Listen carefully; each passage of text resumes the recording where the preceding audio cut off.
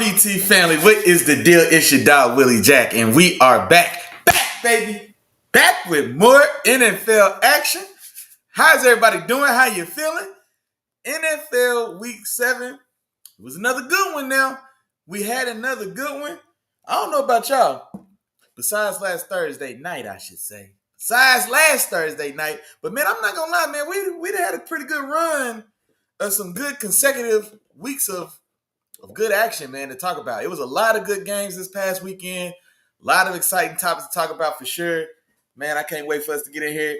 Everybody sit on down, get comfortable, lock in, and we're gonna get to it. We're gonna do what we came to do. We're gonna do what we came to do. As a matter of fact, make sure we locked in and ready to go. Now, if you're here already, you know what I'm saying? If you're in the chat, I see a couple of y'all in the views. I don't know if I see enough of y'all in the chat, man. Y'all know what's going on. Y'all know why we here, all right? Tap in with the three amigos. Like, share, subscribe. Drop something in the chat. Say what's up to your dog. And then we going to get busy. For sure.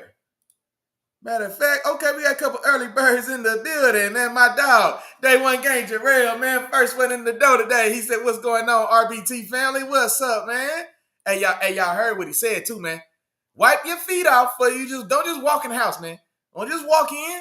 You know what I'm saying? Knock, wipe your feet off, introduce yourself. You know what I'm saying? Hit the like button on the way in the door, and then sit down and chill and get comfortable, man. Y'all know what's going on. We make it real easy. You know what I'm saying? It don't take much. It don't take much. My Duke's in the building. Say good evening, Big Nation family. Let's have a good show as always. Let's go. Day One Game Jarrell said, "What's going on?" Let's go. Let's go. Yeah, buddy. But now we had some good ones, man. We had some good. Matter of fact, hey, Day One Game Jarrell. Would you believe what happened on Sunday? I was so proud of your Eagles on Sunday. I said, you know what? They finally listening to us. We only been talking about it for 7 weeks now, Day One Game Jarrell. It's about time finally Sirianni started listening. I've been leaving him messages. He finally checked his voicemail. That's all it was. They finally checked the voicemail, bro. That's all it was. Yeah. They hadn't been checking the messages. Cause we've been leaving the messages all season. And what do you know? You throw AJ Brown the ball and good things happen. Like who would have thought? Who would have thought? Look at that. You'd have thought we was putting a fix in or something. Exactly. My dog said, finally, man, I'm telling you. Yeah, but now it was a big one, man. It was a good one. We had a few, man. We had a few. That crazy Broncos-Giants game, come on, man. That's nuts. Yeah, we had a few good ones. And you know what? Matter of fact, I'm gonna give it one more minute, about one more minute or so, man. Make sure everybody get real comfortable. And then we're gonna get right into it, man. Because we got a lot of stuff to talk about. We got a lot. And then also, man, you know what? No, let me wait. Let me slow down. Let me wait. Like I said, I'm waiting. Let everybody get comfortable, man. I'm gonna let everybody get comfortable. Let everybody sit down. I'm gonna let everybody buckle up. You know what I'm saying? Lock your seat. Lock your seat in place. You know what I'm saying? Put your food tray up. You know what I mean? And make sure you belt it for takeoff. Hey, my dog. Hey, he said, I'm trying to. Boy, they forgot he was there. It's week 7. For 5 out of 7 weeks, they forgot he was on the roster, bro. They definitely did. For 5 of 7 weeks, they forgot he was on the roster. Goodness gracious. And then the 2 weeks we throw on the ball, show out. The 2 weeks we actually make him a part of the offense, he goes crazy. Who would have thought? That's what's crazy, bro. That's what's crazy. There we go. All right, here we go. Oh, yeah, I'm ready to go now. We ready to go now, man. We finna go ahead and get into it. So, and you know what? Where to start? Where do we start? Let's see. Hmm. You know what? Let's go ahead and let's go. Let's go ahead and start with a good one, man. Let's go ahead and start with a bang, man. Monday night. Let's go ahead and jump to the Monday night recap. Tampa Bay goes on the road against Detroit. Now, this was my game of the week. All right, this was the game of the week going into it. Now, it wasn't as competitive as maybe I thought, and maybe I set the standard or the bar too high for Baker Mayfield, big Baker Mayfield and those Buccaneers. He's he's underhanded, man. He's understaffed.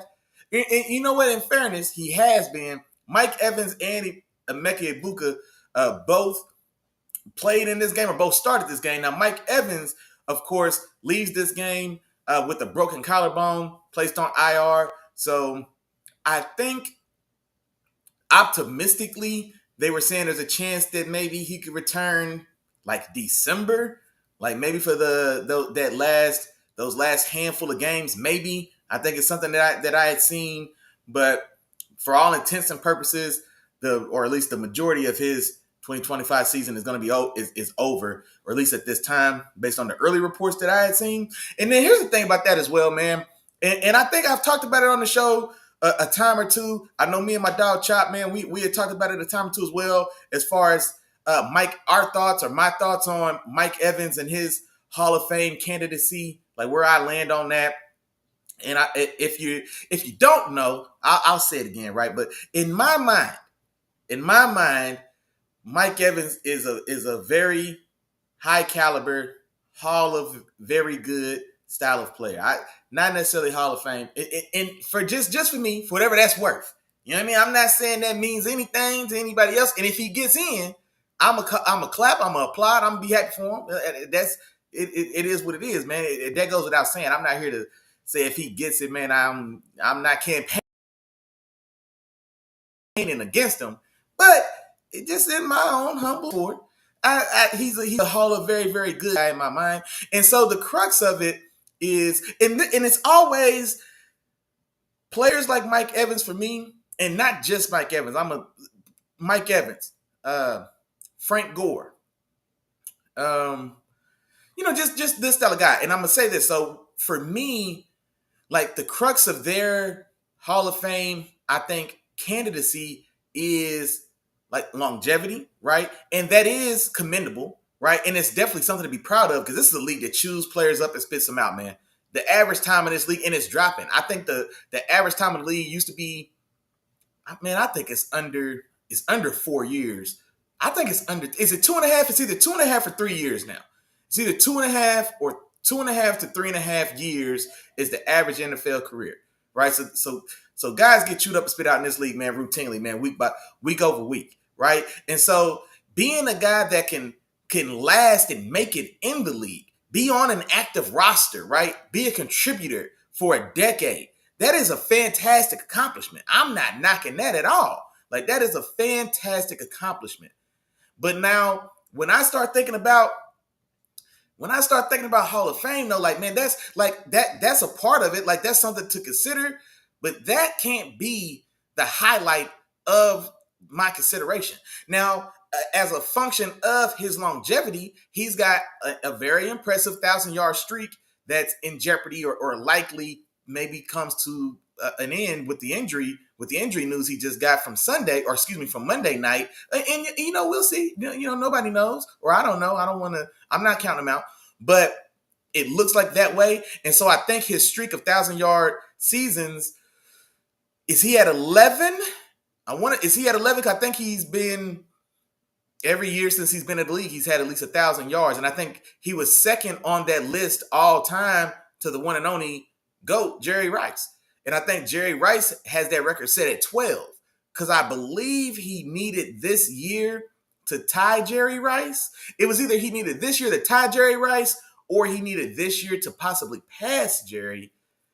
But I don't think I don't know. I have to. If somebody knows, drop it in the chat and let us know. Did Mike Evans' record or his streak of 1,000-yard seasons? Is he in a tie with Jerry Rice, or was he one behind Jerry Rice? But either way, this season was it was a big one for him, right? Because he's winding down, right? You know, he is on the other side of that hill. He's still a damn good contributor, right? He still has place and has a value in this league and on that team specifically for sure. But this season, for personal accomplishment's sake, it was a big one because he was either going to tie or break a tie that he held with Jerry Rice.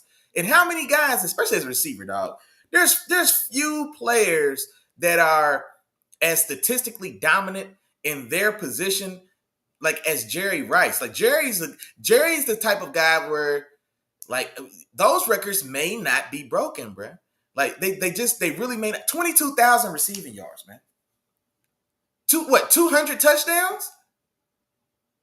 Or 197 touchdowns or something to that effect? Essentially 200 touchdowns, or am I tripping?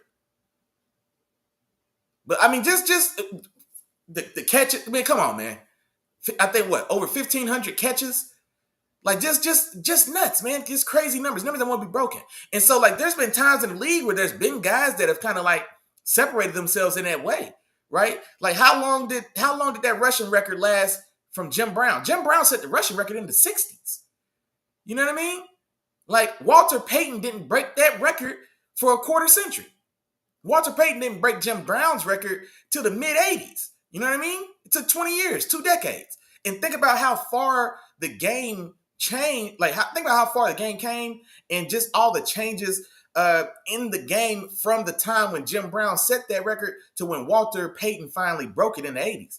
And then once Walter broke it in the 80s, it lasted about a decade. No, excuse me. It lasted about 15-ish years because I think Walter broke it and then, retired with the newly set record in the late 80s.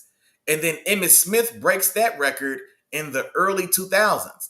So Jim Brown sets it in the 60s. It takes 20-ish years for Walter Payton to break it in the mid to late 80s. Then it takes another 15 years for Emmitt Smith to break it in the early 2000s, right?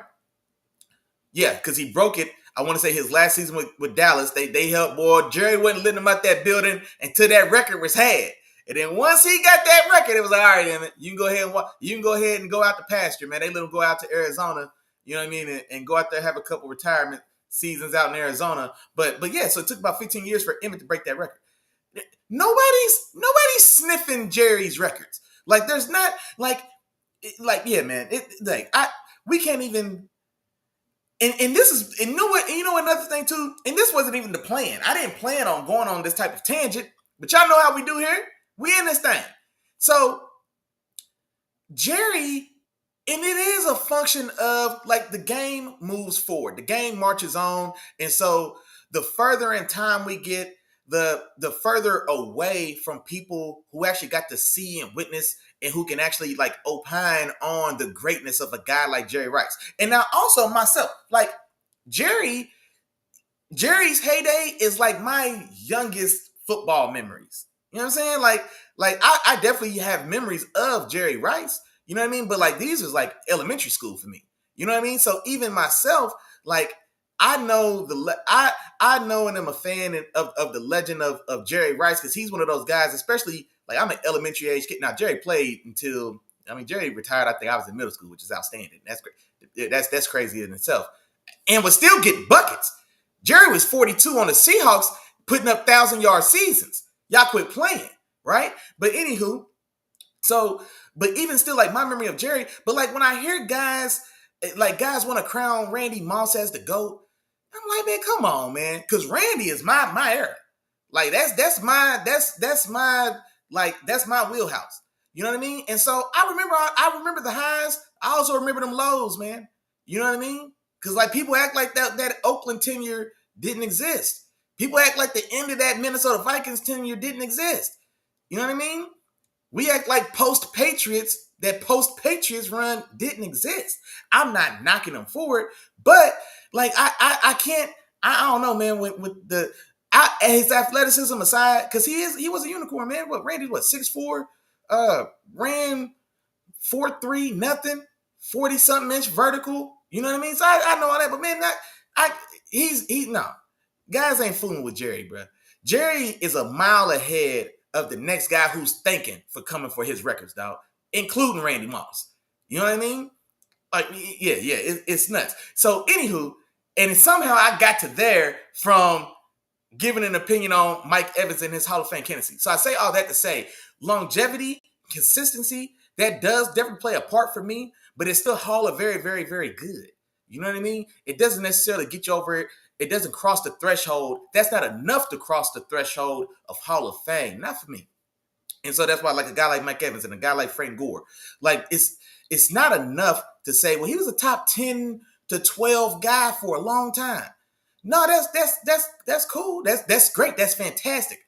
Hall of Honor, Ring of Honor. You know what I mean? His jersey's gonna be retired with the Buccaneers organization. He's gonna be an all-time Buccaneers receiver. You know what I'm saying? So, like, all those accolades are well deserved and well warranted, and they're his. He earned them without question. But for me, that don't necessarily put you in that upper room. You know what I mean? Because I want to see a period in which you were at the pinnacle, and not just a one and done. Josh Gordon's got an all-time great receiving season. Well, it don't mean nothing else. It was the one. It was the only one he had. A one-hit wonder can't put you in the Rock and Roll Hall of Fame. You see what I'm saying? And so, no, man, you do have to have some style of consistency. But in addition to your consistency, well, how high was the high? You know what I mean? At his peak, Mike Evans was in the conversation for top 5. But he was never, and I can only speak from my perspective, just the conversations I have with the people I talk to. You know what I mean? So that's not worth anything anywhere. But I can speak on just my perspective, right? And so from my perspective, having these conversations live in those moments, right? He's a guy that was always threatening top 5. Like, if you were ranking receivers in his prime and his heyday, right? Like, he's a guy like where you get to 5 and you start to consider him. You know what I mean? Or like he gets into the pool around 5. You know what I mean? He's in the 10. He's generally in the 10, but he doesn't necessarily get considered until you get around 5, 6. Because we got to think about in his time, right? Who's the guys he stacked up against? Antonio Brown, Julio Jones, DeAndre Hopkins came along, Devontae Adams came along, and all these guys transcended him clearly. It was a clear line of demarcation from, like, those 4 guys I just said, and then him. You know what I mean? And so he was always in that next group of guys like himself, Mike Evans, right? Keenan Allen. Let me see. Man, I don't want to get too thrown off, because, like I said, I'm not here to bag on Mike Evans, man. That's not what I mean to say. But it is sad. I am sad to see, man, he's going down. He's already been battling injury. He's been battling injury for these last several years. I think last year, to maintain the streak that he was on, he played with that. He came back with that injured hamstring. He was missing some games. They got him back out there. They probably shot him up. You know what I mean? They kept that thing as numb as long as they could, let him go out there and get that record, and then I think he came out shortly thereafter. You know what I mean? And so, he's worked hard for a minute. He earned it. So do hate to see him, go down and miss the time that he's going to miss for sure. And especially, just like I said, man, we don't know how many tomorrows a guy like Mike Evans has, especially the injuries are starting to really pile up. And now he's, broken a fracture in his collarbone, which always seems like that just always sounds like such a painful injury. Now, I've never done it, but I'm saying, like, I played on a guy, my college quarterback, my freshman year. The year before I got to college, he had broke his collarbone in like the first or second game of the year. And then my freshman year, he returned from the broken collarbone. And you want to know what he did? He broke his collarbone opening game of the season my freshman year. And it was the other side. It's like, God, dog. You know what I mean? I think he broke his left collarbone the year before I got there. And in that second year, week 1, I think he broke the other collarbone. Like, my God, man. You know what I mean? So it just feels like such a, like, yeah, man. Not to say any broken bone isn't traumatic, but that's one that really just, my God, man.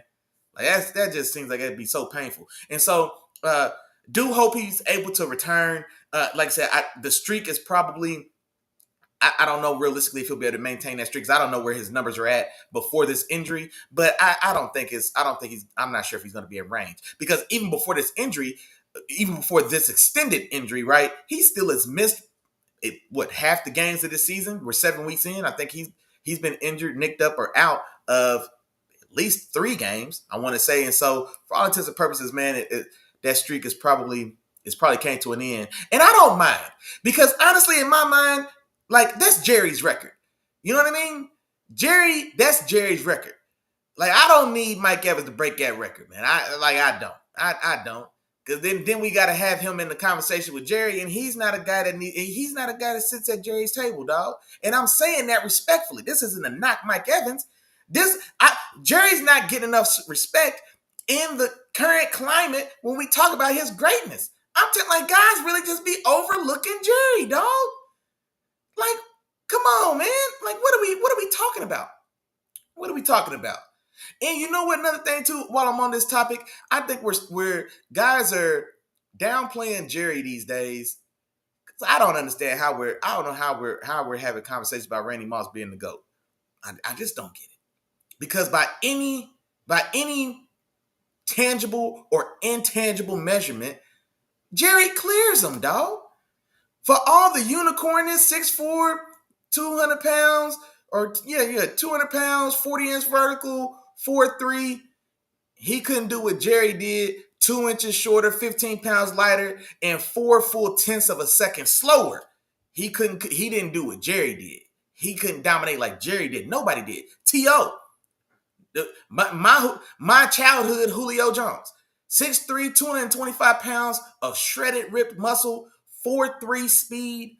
You know what I mean? Another guy, 40-inch vertical, came up under Jerry. You know what I mean? Had all the physical advantages. Like, he couldn't touch or sniff Jerry Rice. You know, the only guy who was on the trajectory or who for his time, like, put himself in a conversation with Jerry Rice and did it at a level in which, like, he's on the list with Jerry and his name comes first. There's one guy like that. You know what his name is? His name's Antonio Brown. Antonio Brown had a 6-year run that he's the only guy on that. He's the only guy on that list. You know what I mean? Jerry didn't do what he did in that 6-year run. Randy didn't do what he did in that 6-year run. T.O. didn't do what he did in that 6-year run. And similar to Jerry Rice, he didn't have those size advantages. He wasn't 6'5", 245 pounds and ran 4'3" like Megatron, right? He wasn't 6'3", 220 pounds of muscle running 4'3" like Julio Jones. Julio and Megatron didn't do what AB did. And that's reminiscent of how I feel and what I'm talking about now when I talk about Jerry Rice. You know what I mean? Jerry Rice ran 4'6" coming out of, Mississippi Valley?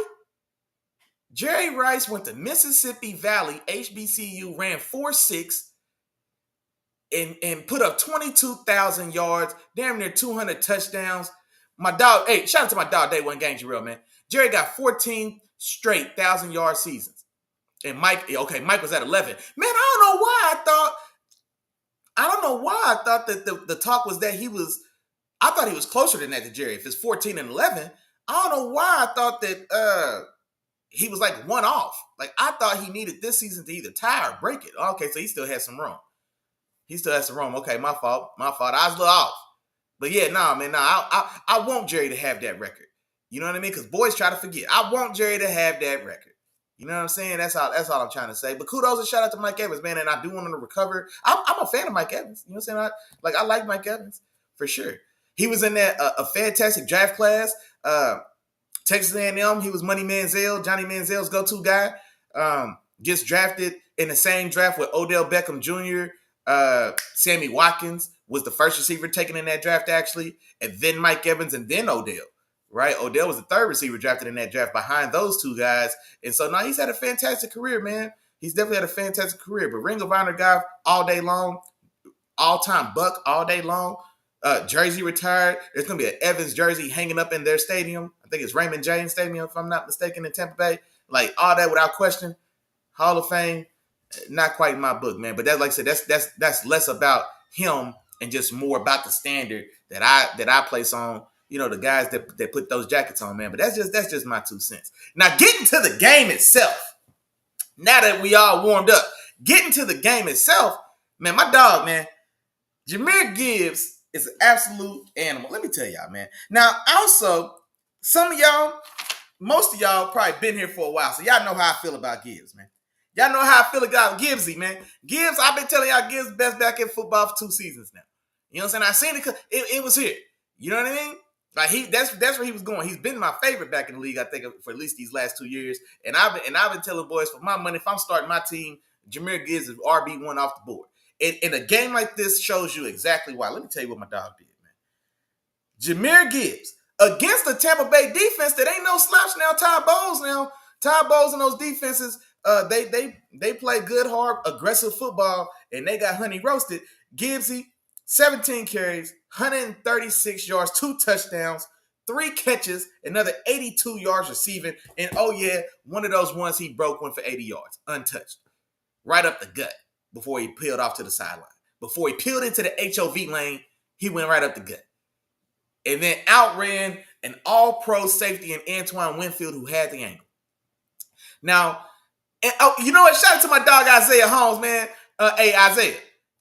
It's been a while since I seen you in here, big dog. Yeah, it's been a while. I need to see your face because we could have talked about it, man. Because me and Isaiah hit me up because Bijan Robinson had a fantastic game last week. You know what I mean? And so I think of their generation, Gibbs and Bijan, I think they're probably the two, the two comparable guys or the two kind of top guys of their class, right? And so, a lot of folks are either a Bijan guy or a Gibbs guy or whoever, right? But I'm definitely on the Gibbs side. And the reason why is what I'm going to talk about in this game, because this is what I've said about Bijan, I think last week when we talked about his big performance against the Buffalo Bills, Big Josh and them, right? Is that he's got fantastic size. He's got fantastic burst. He's got fantastic feet, short area agility and quickness. He's got all that in spades, right? He's got excellent vision. He's got fantastic hands. The only critique, and it's a nitpicky critique, but the only critique that we could probably make about Bijan Robinson's game, right, is he doesn't have that 5th gear, right? And I'm not to say, and I'm going to say that, you know what, I'm glad I said it like that, because some of y'all going to say, well, he just had an 80-yard touchdown against the Bills. He did. Now, on his 80-yard touchdown, he got caught. Now, he broke a tackle that took it from a 40-yard gain to an 80. He displayed fantastic contact balance, right? He displayed another commendable trait. He's got fantastic contact balance. Because a guy gets him on an angle, goes at his legs, tries to wrap up, slides off, tries to gator roll him. He runs through all of that. It takes it another 40 to the crib. So he's got an 80-yard score. So fantastic. But why I say he still doesn't have that 5th gear is because he had to break that tackle to get that 80 yards. When Jamyr Gibbs gets that same space, it's crib. As we just saw. Antoine Winfield, an all-pro. Antoine Winfield, over these last, let's say, 3 years, he's a top 3 safety in football. Antoine Winfield, Kyle Hamilton, and let's see, depending on how you feel, I think a guy who's been underrated these last probably like a handful of years, 3, 4, 5 years, is Buda Baker is a guy in that conversation. And then we got the OGs, Derwin James, Micah Fitzpatrick, right? But I would say Antoine Winfield, Kyle Hamilton, Buda Baker, and I know I'm missing somebody as well, man. But these are guys at the top. It's curtains. You give that man 6 inches, he's taking a mile, right? So Bijan also goes 80. He had to work. You know what I'm saying? That 80 was in jeopardy. He might not get that 80 every time because another safety might make that tackle. Antoine Winfield might have made that tackle on Bijan up the right sideline, and it might have kept it to a 40-yard gain instead of an 80. Not Jamyr Gibbs. Jamyr Gibbs with the same space, in the same style of run, on the same play, curtains. The angle don't matter. So that's like that for me is the difference. So I see in Jamyr Gibbs a guy, and this is the thing I like about Jamyr Gibbs as well, because it's not just speed. It's not Jamal Charles. Jamal Charles had fantastic long speed. He was a fantastic receiving back as well. But I don't think he didn't run with the same power. He didn't have the same style of contact balance. And so there's still different avenues to his game. Like, it's not just pure speed, right? Because we've seen those guys. No, Jamyr Gibbs is a complete back. Because he gets nasty too now. You know what I'm saying? He puts his head in that A gap. He puts his helmet in the A gap just as much as anybody else as well.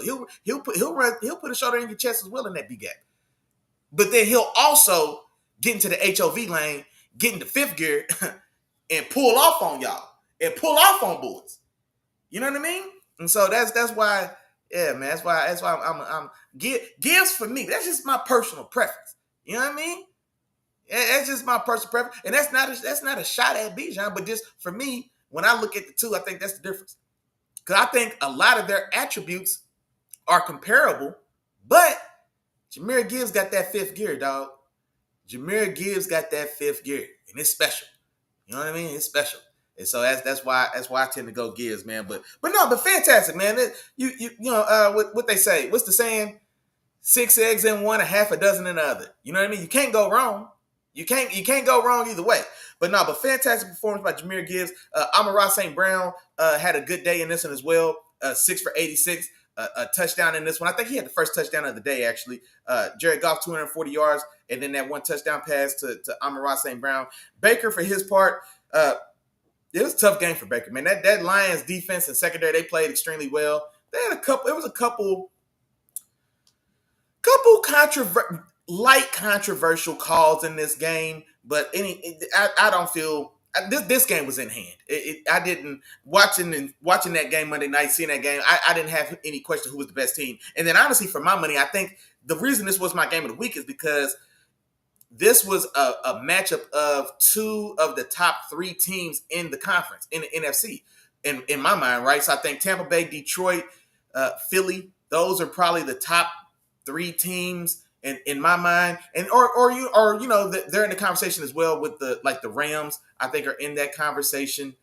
Also, I don't mean to slight them, but essentially two of the top 4 teams in the conference were going head to head, and so this definitely made it the game of the week for me. And Detroit is clearly the better team, man. So kudos, shout out to Dan Campbell, shout out to my dog Jamyr Gibbs. And Big Baker, man, I still rock with you, dog. But man, they got to get healthy around you, big dog. And y'all still they were 5-1 going into that game, and that's a tough place to play. That's a tough predicament to be in anyway. When you're injured, you're beat up, and then your old reliable Mike Evans, he comes back, and then he leaves this game as well anyway. And Mecca Ibuka, who got off to a fantastic start to his rookie season before he had to sit out these last couple games, he comes back in this one, and he's working himself back in. They did a good job containing him. He only had 4 catches for 58 yards in this one as well. And so fantastic performance by that Lions secondary and that Lions defense as a whole for sure. And then let's see. Moving on. Let's go. New Orleans on the road at Chicago. Chicago got this done. Chicago came in this game and got out early and essentially put this one away. And then kudos to the Saints, man, for fighting. Shout out to Spencer Rattler for making a name for himself, man. Now this one wasn't as pretty as some of the other games that he's had, even in losing efforts, because they haven't won a lot of games. But he's made a name for himself. He's made himself some money, and I think this isn't breaking news, but he's done enough to solidify himself as a viable starter in this league, right? And that's no small feat, right? Because this is an undersized guy. He's a late round draft pick. Even his journey to the NFL was unorthodox. He was a very highly touted recruit, 5-star guy. I think he went to Oklahoma. It didn't pan out there. He transfers, goes to South Carolina, doesn't have tremendous success there either, right? That roster and the talent around him, not on par with, the Alabamas and the Georgias of the world, etc., right? But still, does enough, gets himself drafted in the mid-rounds, goes to New Orleans, and they get everything. This is what you get. That damn terrible draft. I don't understand the Tyler Shuck draft, but whatever. So they draft Tyler Shuck, assuming that Tyler Shuck is going to beat him out and win that job, and that's going to be the quarterback that they try to build with going forward. And Spencer Rattler's like, man, not so fast. Not so fast, man. And won that job, and he's kept that job. And honestly, they're not winning games, but I don't feel that Spencer Rattler's holding them back in the slightest. There's a lot of issues on that team, but I don't think Spencer Rattler is one, right? Especially as he continues to grow. And then actually, let me see, what did he do?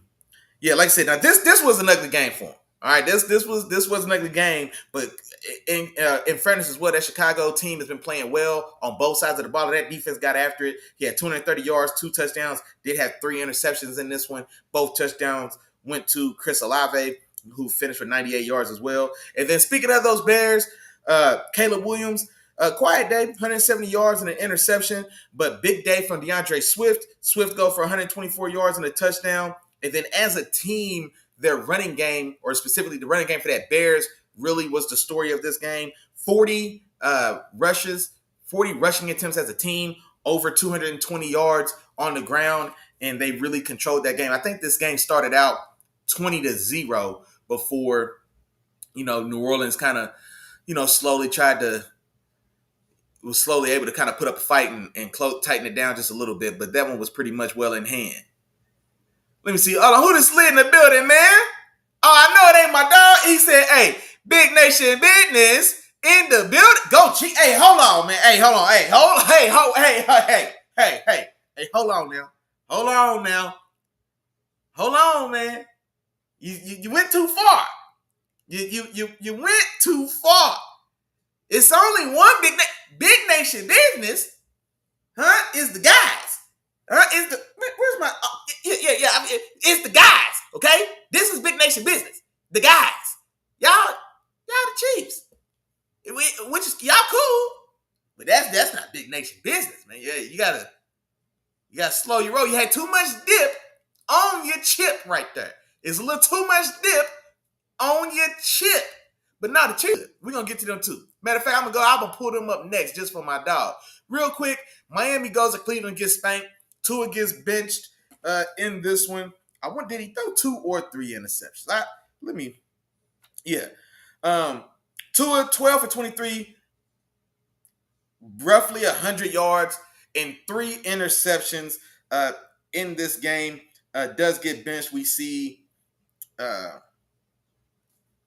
Quinn Ewers. Yeah, Quinn Ewers got a little burn in this game for whatever that's worth. And then on the other side, man, this is a very, very dominant game. The recipe's out on Miami. It's no secret, man. They soft. They a soft fair weather team, man. If they not playing in sunny South Beach, right? If it's not sunny South Beach or sunny South Beach-esque, then they Charmin. You know what I mean? That's what it is. So they was in Cleveland. It's cold. It's rainy. And it was bully ball. And they can't stand up to that even on their best day, let alone when the team is imploding in front of everybody's eyes. And so this was a wash, man. Cleveland dominates this game 31-6. Quinshon Judkins, rookie out of the Ohio State. He's dominant, 84 yards on 25 carries, 3 touchdowns on the day. Tyson Campbell, newly traded corner from the Jacksonville Jaguars, making his second start with the Browns now. He has a pick 6 in this game as well, so big day for him. Dylan Gabriel gets his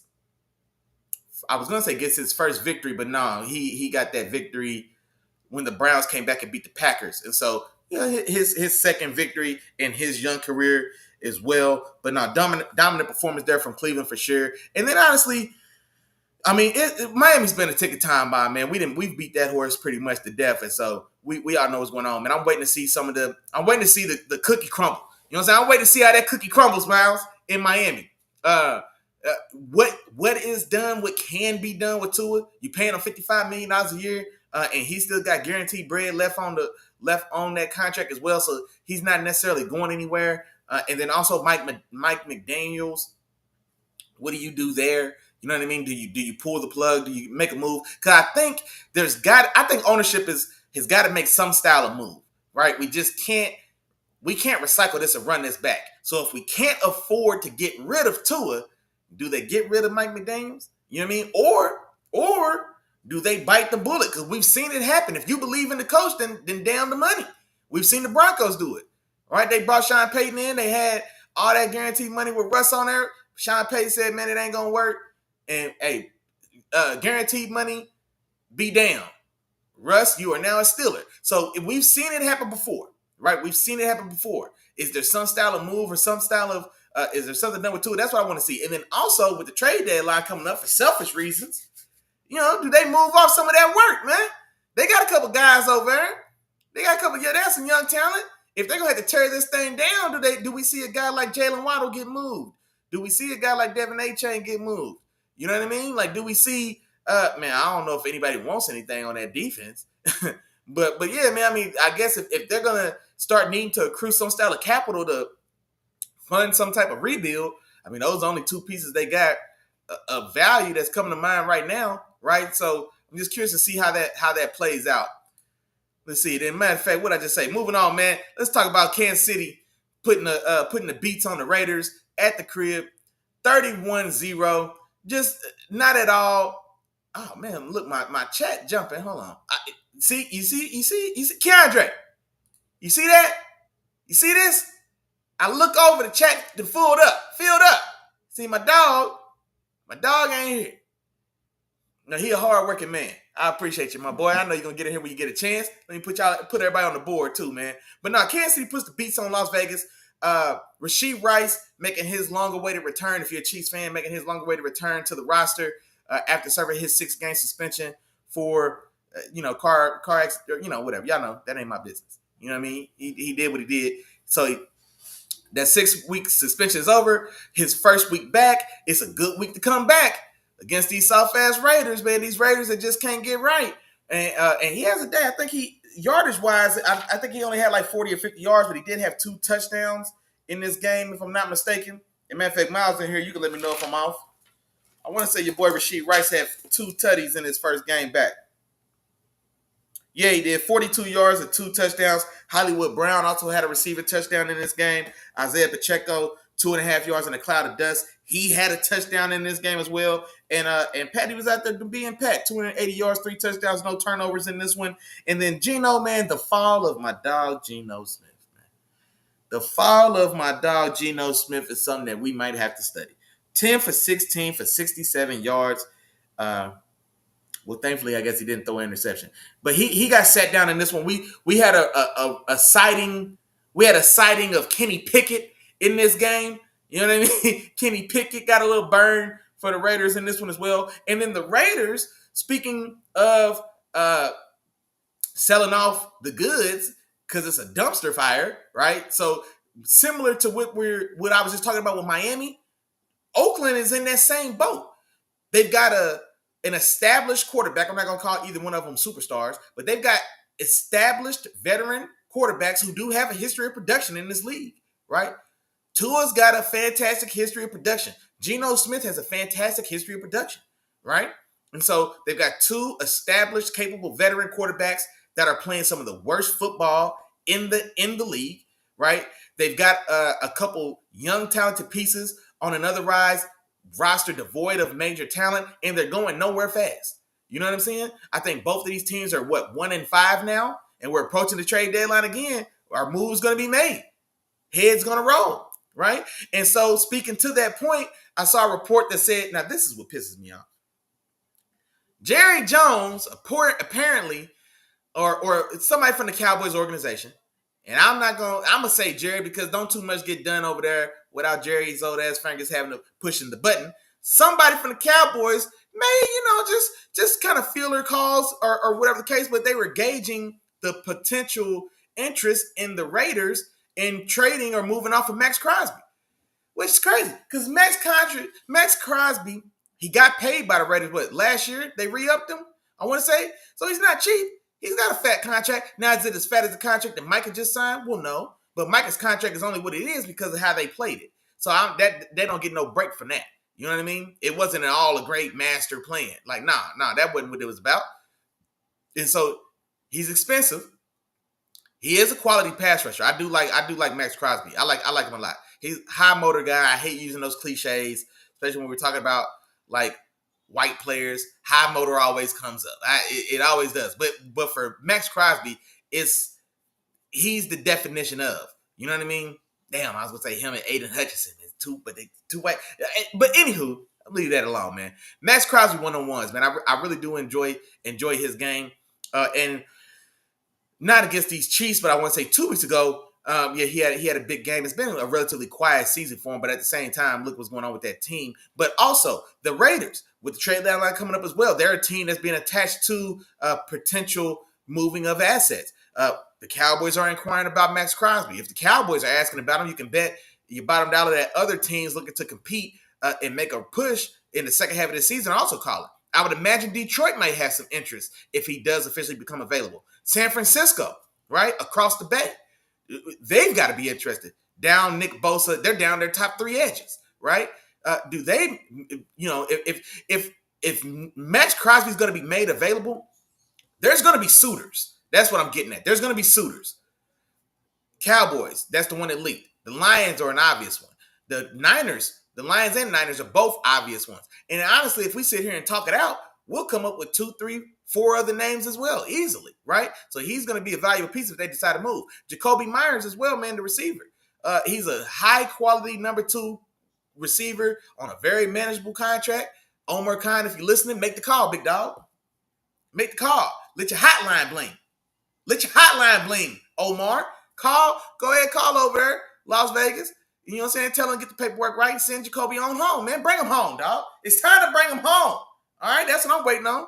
We got time to make it happen still. We got 2 weeks to the trade deadline. But they're in a similar boat to the Dolphins. But no, Kansas City is starting to hit their stride, man. And so it's getting scary. If you're in that AFC West, you're getting a little nervous now. Because the Chargers are charging again. You know what I mean? The Chargers came out the box hot, on fire, and now they slowly, like I said, the cream rises to the top, but in that same breath, in that same token, right, everything starts to settle back down. You know what I mean? Because only the cream can stay at the top. You know what I'm saying? Somebody might rise, but it's one thing to get there. It's another thing to stay there. And teams like the Chargers and assorted others, right? We see this year over year. The Chargers are back to charging.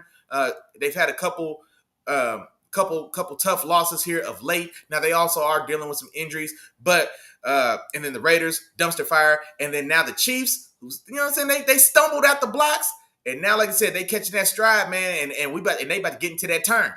And so, you know what I'm saying? They about to get into that turn. Who in here ran to 200? Who in here ran to 200?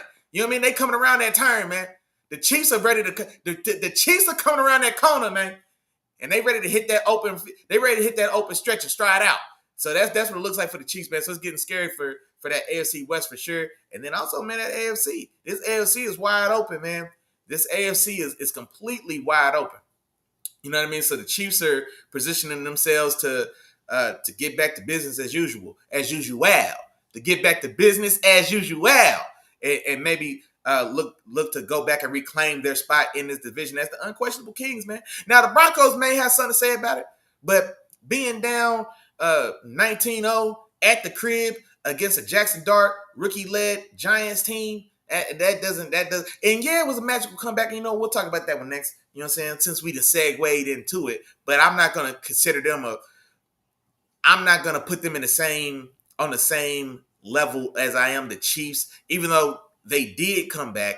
They do have tons of talent, but I can't sit here and tell you that if I had to put the rent money on it, that I would give them any real shot at taking this division away from the Chiefs the way they look to be rolling at the right time. Now let me see. Oh, we got a couple more in the building. A couple more in the chat. Reading in the building said, "What's going on, family? What's going on?" Say, hey, man, I like that we got community, dog. I like that we got community, man. Everybody say what's up to everybody. Let's go. Yeah, Mom said, "What's going on? What's going on? What's going on?" Hey, yeah, no, man, they do, man. And you know what? Cause I don't even I really don't think Mike Daniels is a bad coach. I like Mike Daniels, man. He's innovative. You know what I mean? Like, his offense set a lot of trends. Like, you know what I'm saying? Like, his offense, because he still comes from that Shanahan McVay tree. You know, they're all kissing cousins. You know what I'm saying? So they all ankle bones connected to the elbow bone. You know what I mean? They all, you know what I'm saying? it's all an extended family. So he's still off that tree, but his version looks, I think his version looks the most, like his version, I think stands out the most to me as like the most unique or the most original, right? And so I think I like him as a coach as far as his offensive mind, right? But now, is he the type of guy that maybe needs to sit in the head seat? Probably not. Probably not. But another thing about it as well is like, you can only, if you can't be with the one you love, you got to love the one you're with. And two is the one he's with. You know what I mean? And so you got to make the best with what you got. But I'm not here. Like, here's the thing about it. This is why I'm saying, like, I don't want to blame the coach, because if it's not Tua, like, what would Mike McDaniel's offense look like with Jordan Love? You know what I mean? Like, what would Mike McDaniel's offense look like with, I mean, just any number of guys, right? And so I think that he does bear a lot of the blame and the heavy lifting for sure, because he is the head guy, he is the head coach. So the buck's going to stop with him, and there is room for improvement as far as what we can see on the outside as far as his overall leadership abilities for sure. But man, as far as like his offensive ingenuity, you know what I mean? Like he's in an elite conversation in my book in that regard. Miles said they're gonna bite the bullet. He said, "Tell me what you think. Super Bowl contenders away. You talk about? I'm assuming you talk about your Chiefs." Oh man, yeah, absolutely, and especially like because this AFC is just so wide open. So the teams that generally sit at the top, well, what's going on with them, right? So Baltimore, dumpster fire, right? Piss bowl. You know what I'm saying? That's Baltimore. The Bengals. Now, they did have a big win against my Steelers on a Thursday night with Joe Burrow. You know what I'm saying? Woo-de-woo-de-woo. How far are they really going? You know what I'm saying? How far are they really going? Are y'all going to tell me that Joe Burrow is going to run off 5 or 6 in a row that Joe Flacco is going to run off 5 or 6 until Joe Burrow gets back, right? And then when Joe Burrow gets back, he's going to jump right back in on 10? So I don't know. What are we getting from the Bengals? Who knows? And then the Bills, they're very talented at the top as far as Big Josh Allen and James Cook, but they don't have a lot. They don't have the firepower on the outside, and it's been like that for the last several years. But they're so talented with Big Josh, and then with James Cook coming into his own these last few seasons, that they've been able to cover up and mask a lot of those deficiencies that they have on the outside. But that defense hasn't really been up to snuff for a number of years now. That defense has been exposed in big moments and big games throughout this whole window of Big Josh's MVP caliber of play, right? So dating back to that epic playoff game against the Chiefs, where the defense gives up the touchdown with 12 seconds and the legend of Patty Mahomes is born. So dating back to then, that defense has fallen short in big moments, right? And then that, like I said, they haven't yet found the true successor to what they had in Stephon Diggs for that first stretch of Josh Allen's career, right? And so they've got Keon Coleman there, and they're wanting him to develop into that style of guy, but he's not there yet, right? And so they just don't have a lot. So Buffalo, Baltimore, Cincinnati and Baltimore specifically, you know what I'm saying? Dumpster fires. Buffalo they're still going to have something to say because they got Big Josh, but am I going to say they're not a juggernaut. So like who's left at the top of the AFC who's left standing in Kansas City's way? The Broncos, who just had to come back down 20 points to 0 at home against a rookie Jackson Dart and a terrible ass Giants team, or an underwhelming Giants roster. Like that's going to be the threat in the AFC? No. The Chargers, who are back to charging, right? They shot all their bullets too soon. Now they out of ammo and now they reeling, right? Now they returning back to sender. So no, it's not them. My Steelers can't figure out if we want to be contenders or not. You know what I mean? Like who's left in the AFC, bro? Like who's left? Now that we talk, man, who's left? AFC West ain't got no other comp. Not legitimate, like a legitimate Super Bowl style, a contender style of comp. No, not the AFC West other than the Chiefs. In the North, no. I love my Steelers. Y'all know what's going on. Am I going to tell you that we're a legitimate Super Bowl contender? No, not so. I think we are a playoff caliber team. I think we're going to get past the first round. I'm not going to tell you that we're a legitimate Super Bowl threat. No, not yet. Not this time. So no, I don't see no Super Bowl threat coming out of the AFC North. The East is Big Josh, right? So Josh is always going to be dangerous. They can make some style of run. The Patriots. Do we trust the Patriots? Now, the Patriots are playing one of the softest schedules in the league, but they're dominating that schedule for the most part.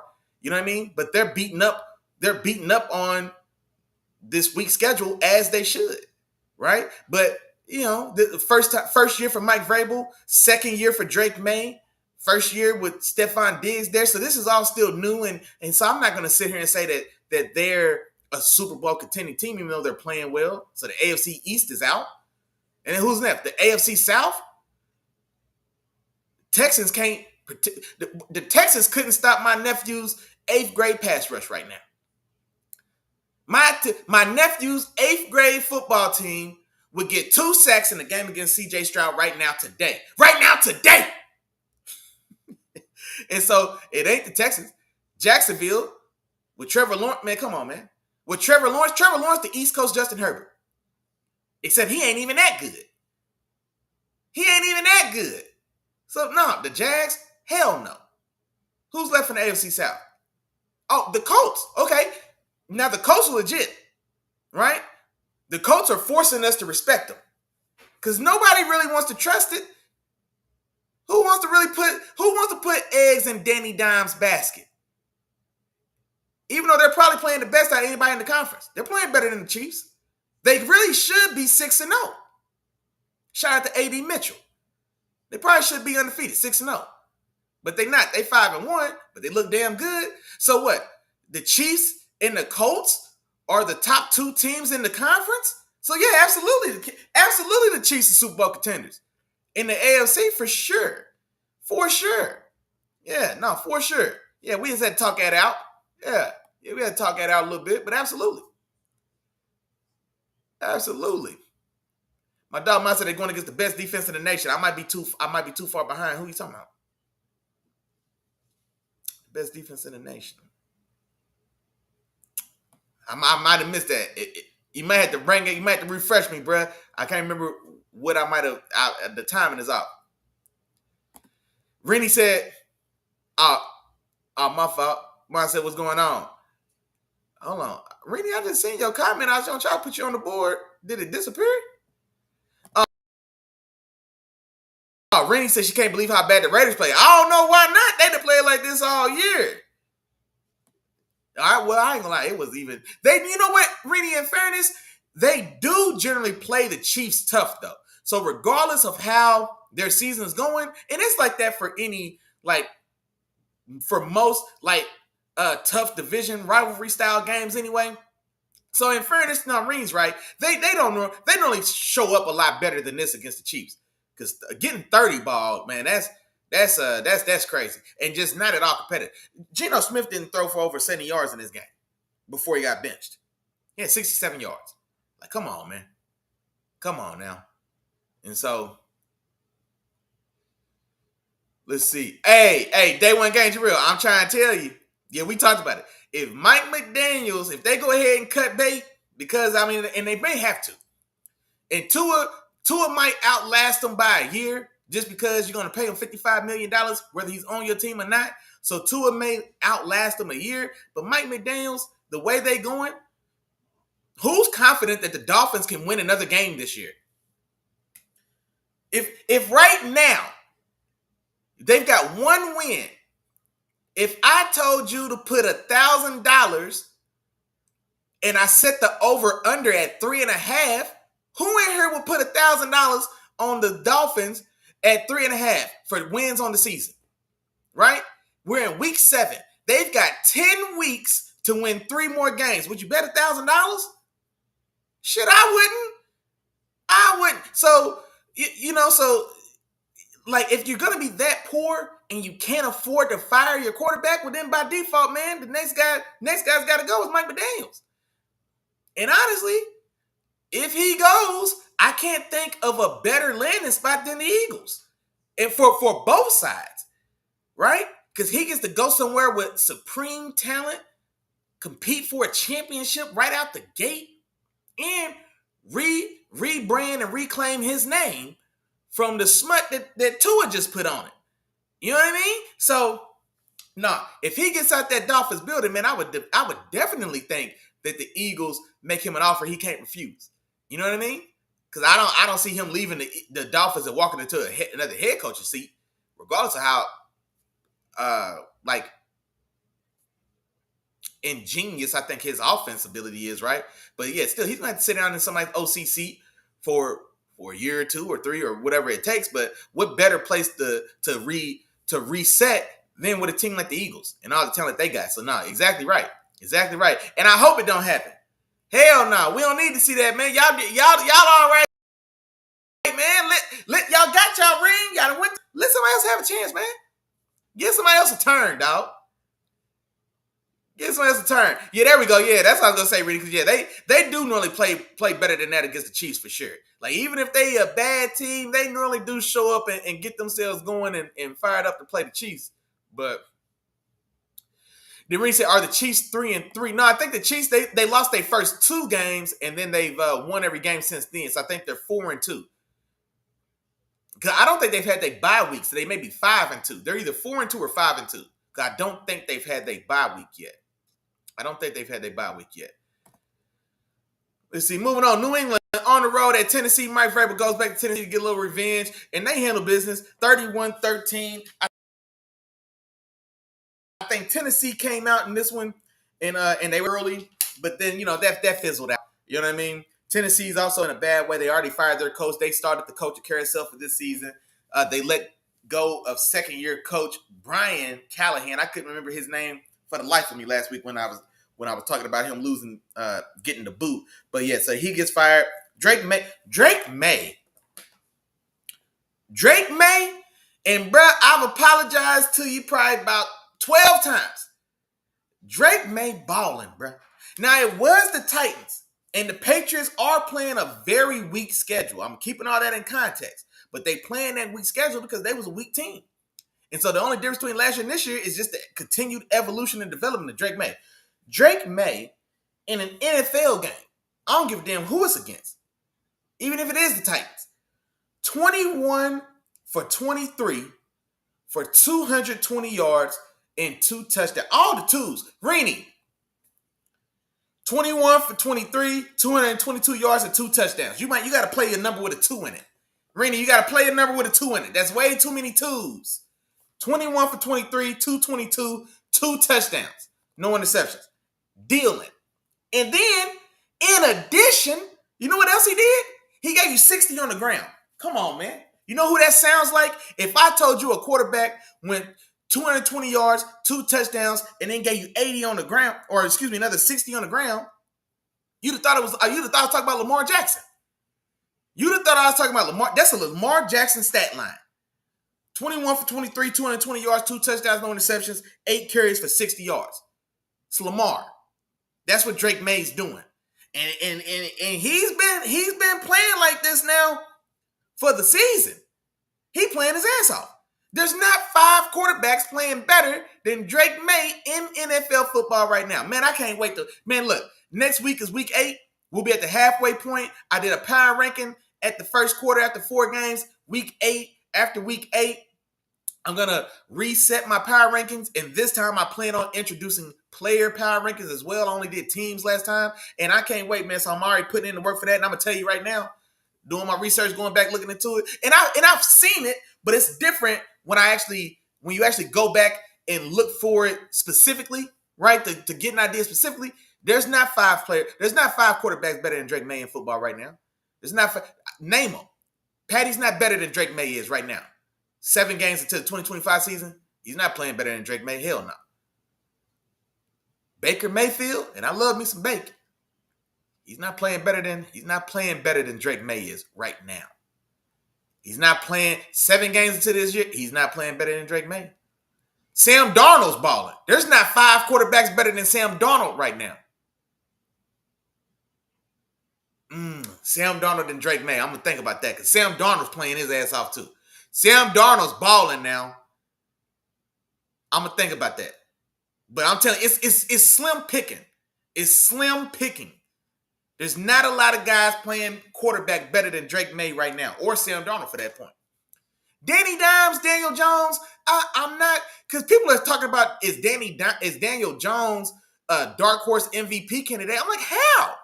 How are we talking about Daniel Jones for MVP and not Jonathan Taylor? See, that's the biasness of quarterback. No, hell no. Hell no. So no, that's not Daniel Jones' team. He's not like no. Jonathan Taylor needs to be in these MVP conversations. What we need to do.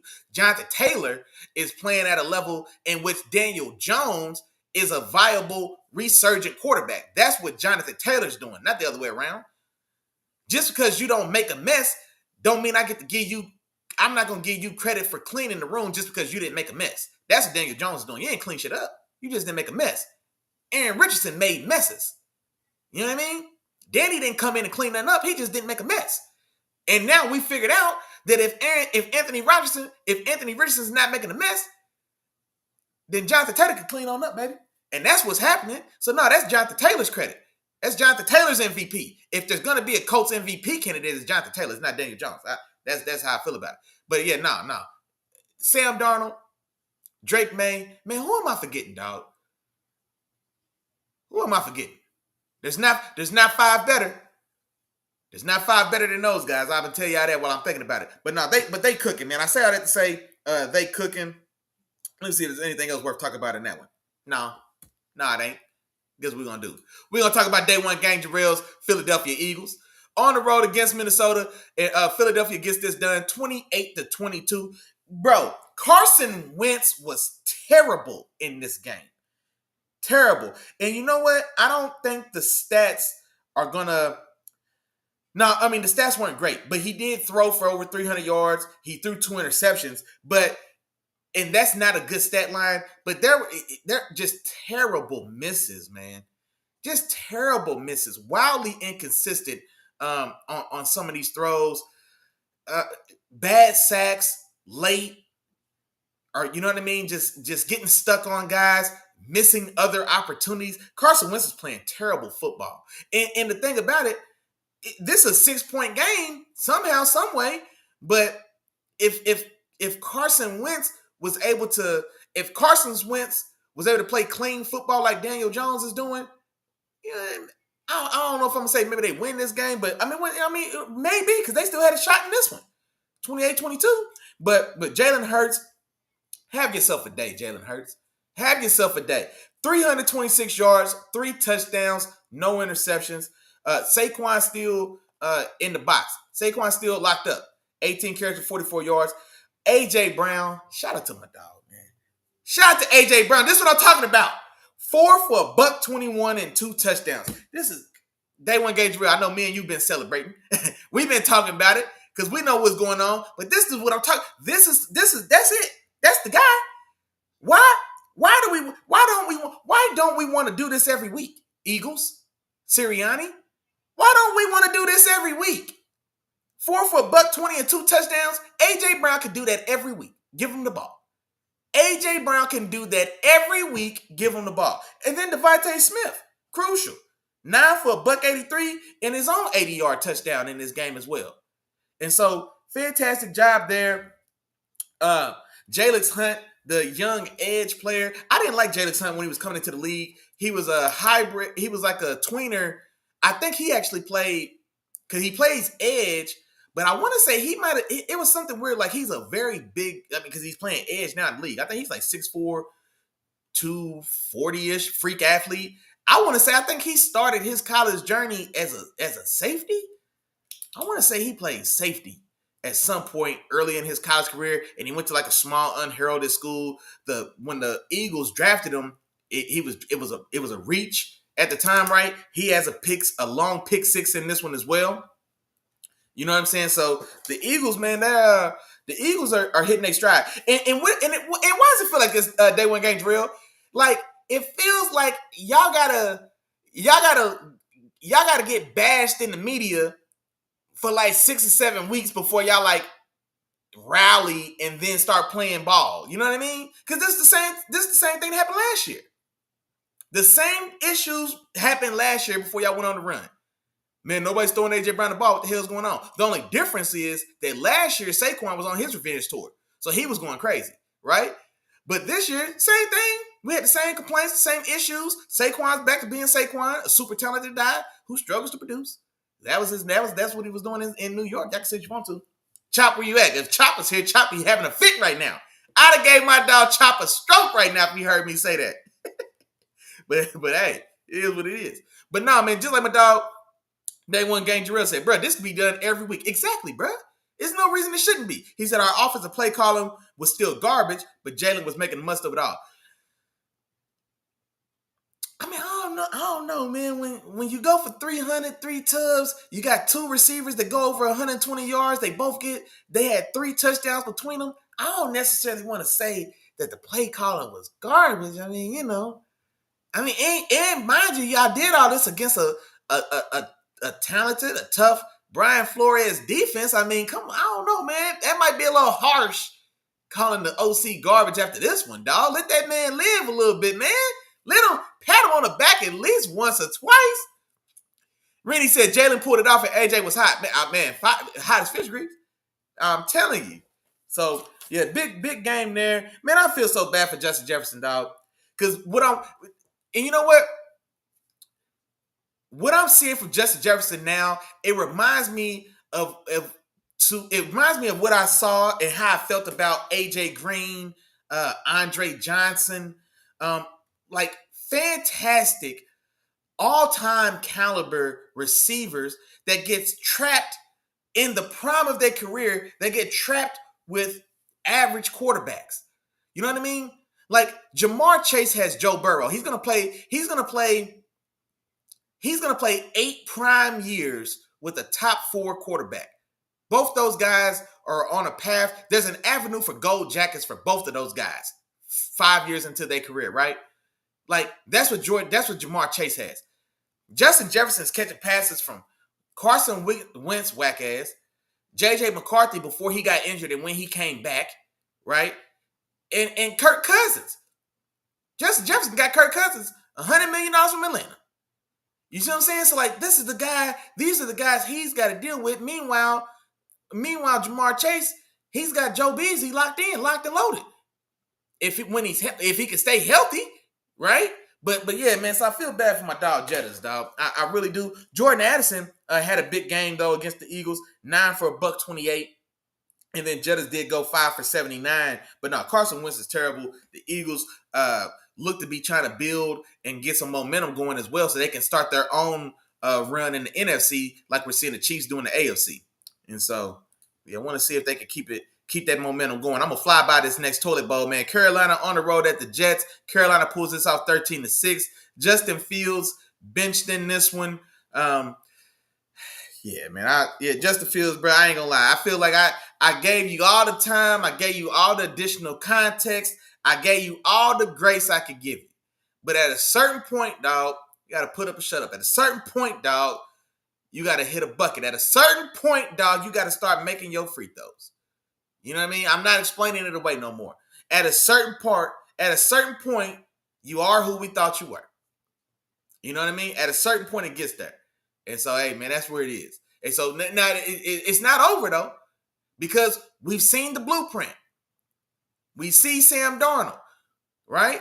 We see Baker Mayfield. We saw Geno Smith before this disaster in the Raiders with Las Vegas. But we saw Geno Smith. You know what I'm saying? And so there's an avenue for you, Justin Fields. You're definitely young enough. You know what I mean? So there's an avenue, man, to where here in another 3-4 years or whatever it is, however long it takes or whatever, you know what I mean? You've got a chance to redeem yourself. But for right now, bro, canceling Christmas. Canceling Christmas on you, dog. Respectfully. Let's talk about this, what probably ended up being the game of the week. The New York Giants on the road at Denver. The return of Sean Petty Payton. We'll talk about it. But the Giants come out in this one, BTA, right? They come out in this one, BTA. It's 19-0. And you know what? Score-wise, it was belt. But, like, the game never... Denver had opportunities in the game. I think they got turned away in the short red zone. They were inside the 10, went for it on fourth down and got stopped. And so, they left a few points on the board for sure. But yet and still, the Giants were in firm control of this one. Jackson Dart slows down after just that Giants offense as a whole. They slow down after a pretty good start. Jackson Dart finishes this game 15 for 33, 283 yards, 3 touchdowns, 1 bad interception. That interception was a bad interception. And then he also had a rushing touchdown that ended up retaking the lead in the fourth quarter. So 4 touchdown day, 1 turnover. The interception in the fourth quarter, they're up by 10. If I remember right, yeah, they're up by 10. The Broncos had just scored to cut the score to 10, and I think they had 2 consecutive 8-point or 2-point conversions, and so now that lead is down to 10. I think it's 26 to 16 or 27-17 or they cut the lead to 10, and then on that drive, Jackson Dart gets pressure. He steps up and he's trying to hit the crosser. I think it's one of the tight ends. He's trying to hit the crosser moving right to left, and he just flat out, I don't think he just hit it because he had to step up from pressure and he let it go, and he threw it right there to the waiting arms of the Broncos, one of the Broncos linebackers who just read it like a book.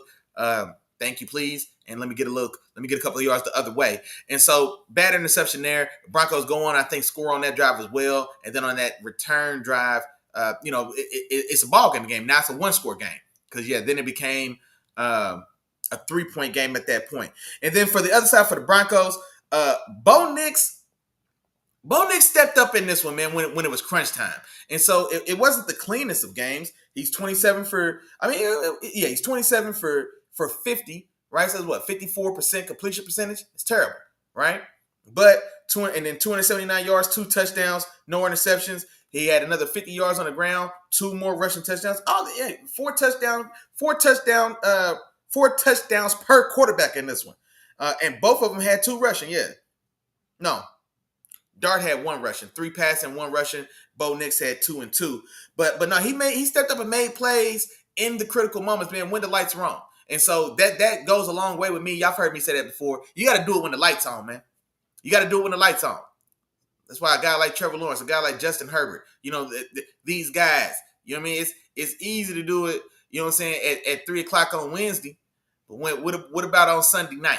You know what I mean? When the lights on. Friday night, when the lights is on. That's when you got to show up. And Bo Nix was big in this one, man. Now, also of note, this game, this was the Demaryius Thomas Memorial game. So if y'all remember Demaryius Thomas from about 10 years ago, man, with that Peyton Manning-led Broncos resurgent team, they ended up going to 2 Super Bowls, winning 1, and Demaryius Thomas was the wide receiver 1 on those teams, and so died young. And honestly, I can't remember the circumstances of his passing, but he died extremely young. I want to say he was younger than I am now, man, when he passed away. I want to say 33, super young guy. But kudos to the Broncos because they really I don't feel like this isn't the first time that they've honored his memory. You know what I mean? And so maybe this game, I'm not sure if they did something with his jersey or what the circumstance was, but this was like a memorial game for him. And then I saw a post or a stat or a reel that talked about the similarities or the coincidences between Demaryius Thomas and the comeback, because he was number 88. And in this game, they had to score 2 2-point conversions. They had to have 2 8-point touchdown conversions, right? So that's 88, his number. They had 2 of those. And then it said something like they did something happened with 33. Oh, they scored 33 points to win. And I guess he was the 33rd draft pick. It was just all these little coincidences that they were able to tie to Demaryius Thomas was pretty cool, man. And so seeing them come back and get that win, that's awesome for that Broncos team. That's awesome for that fan base. That's awesome for the memory of Demaryius Thomas. Rest in power, rest in peace, rest in love, my brother. You know what I mean? Like I said, man, died way too young. I want to say this. I don't think he saw 35, bro. That's crazy, man. I don't think that man lived to see 35. And so, you know what I'm saying? Peace of love, bro. But just talking about the comeback itself, because this was crazy. They're down 19-0 to start the fourth quarter. they get their first touchdown off a pass deflection. Bo Nix is trying to throw a pass on the right, towards the right sideline, or towards the right half of the end zone. The Giants defender makes a good play, deflects the ball, but then he knocks it in the air, and then another Broncos player ends up catching it and coming down with it for their first touchdown after being down 19-0 at home in the fourth quarter. That's how they finally get on the board. Because that once the ball gets tipped in the air, that's anybody's ball. That could have been an interception. That could have been another touchdown that they squandered right there in the short red zone. So instead, that one comes through. They didn't get their first lead in this game until they were inside of 2 minutes. So they're down 19-0 at the start of the fourth quarter. Then they battle back, and then they get inside of 2 minutes. I think when they took the lead, their first lead of the game, I think it was like a minute and 46 seconds left, and it was 30-26 with a minute 46 left, or less than 2 minutes. That was their first lead. And then it took you that long at home to get the lead. Then they lost the lead because then the Giants, they get downfield. Shout out to Jackson Dart. He had a couple big-time throws there. And then Jackson Dart in the short red zone, he gets a rushing touchdown, extends, and gets the ball over the line. Initially, he was called down. They reviewed it. His leg, he keeps his knees off the ground. He stretches out. He gets in the end zone. So then after you come all the way back from down 19-0 to start the fourth quarter, you get the lead with less than 2 minutes to go. It's 30-26. Then you give that lead right back, and you lose the lead. They had 30 seconds left in this game when the Giants came back and took the lead 32-30. Now, the Giants also in this game, they missed 2 kicks, right? Their kicker missed 2 extra points. And then this last one that he missed is why the game was 32-30 instead of 33. If it's 33-30, right, then this game, if it plays out the same, this game probably goes to overtime, right? And so we don't know how it shakes out. But yet and still, man, it's one of those things where, the spirit of the memory of Demaryius Thomas was in the building, man, and he was in the building heavy because they had a lot of things bounce their way, man, to get them back in this game, and then they was able to capitalize. And so a big-time win by the Denver Broncos, and especially in a big-time moment. Like I said, that game was a memorial game. They had, in memory of Demaryius Thomas, and so, I can't be mad at that at all. Now, the return of Petty Payton.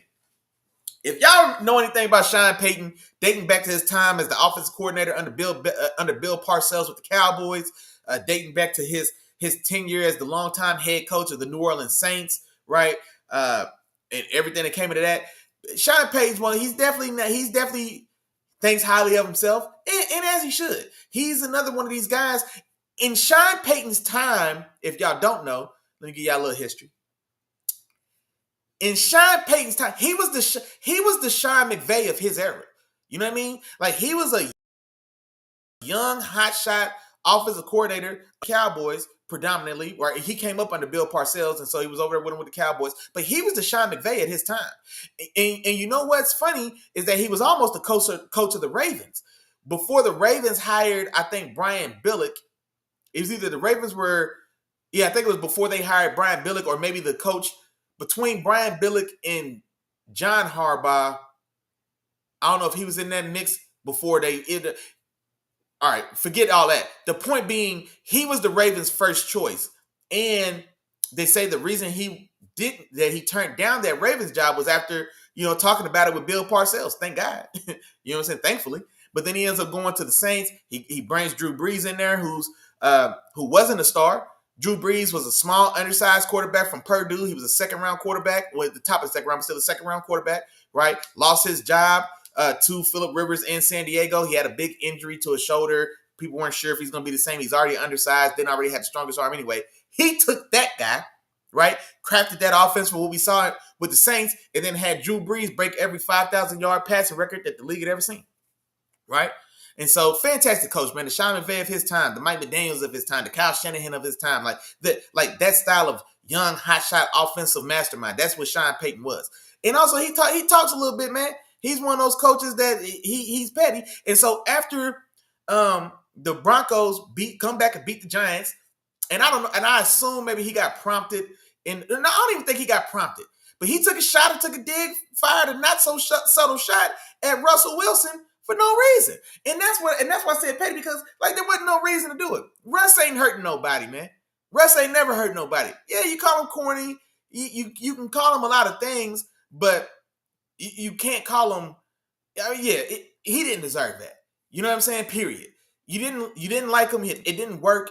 You cut him. You paid him. You sent him on his way. You went and drafted the guy that you wanted. You're having success. So just be happy in your success.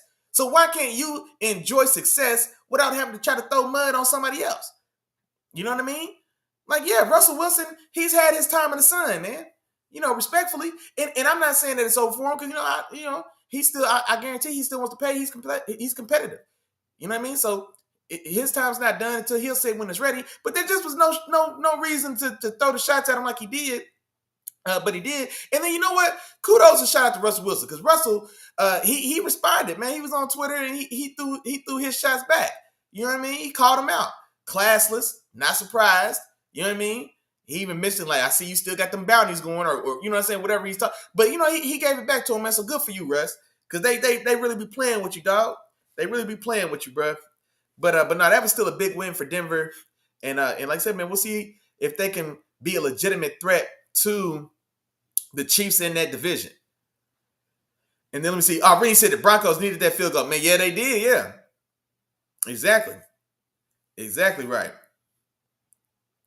Let me see here.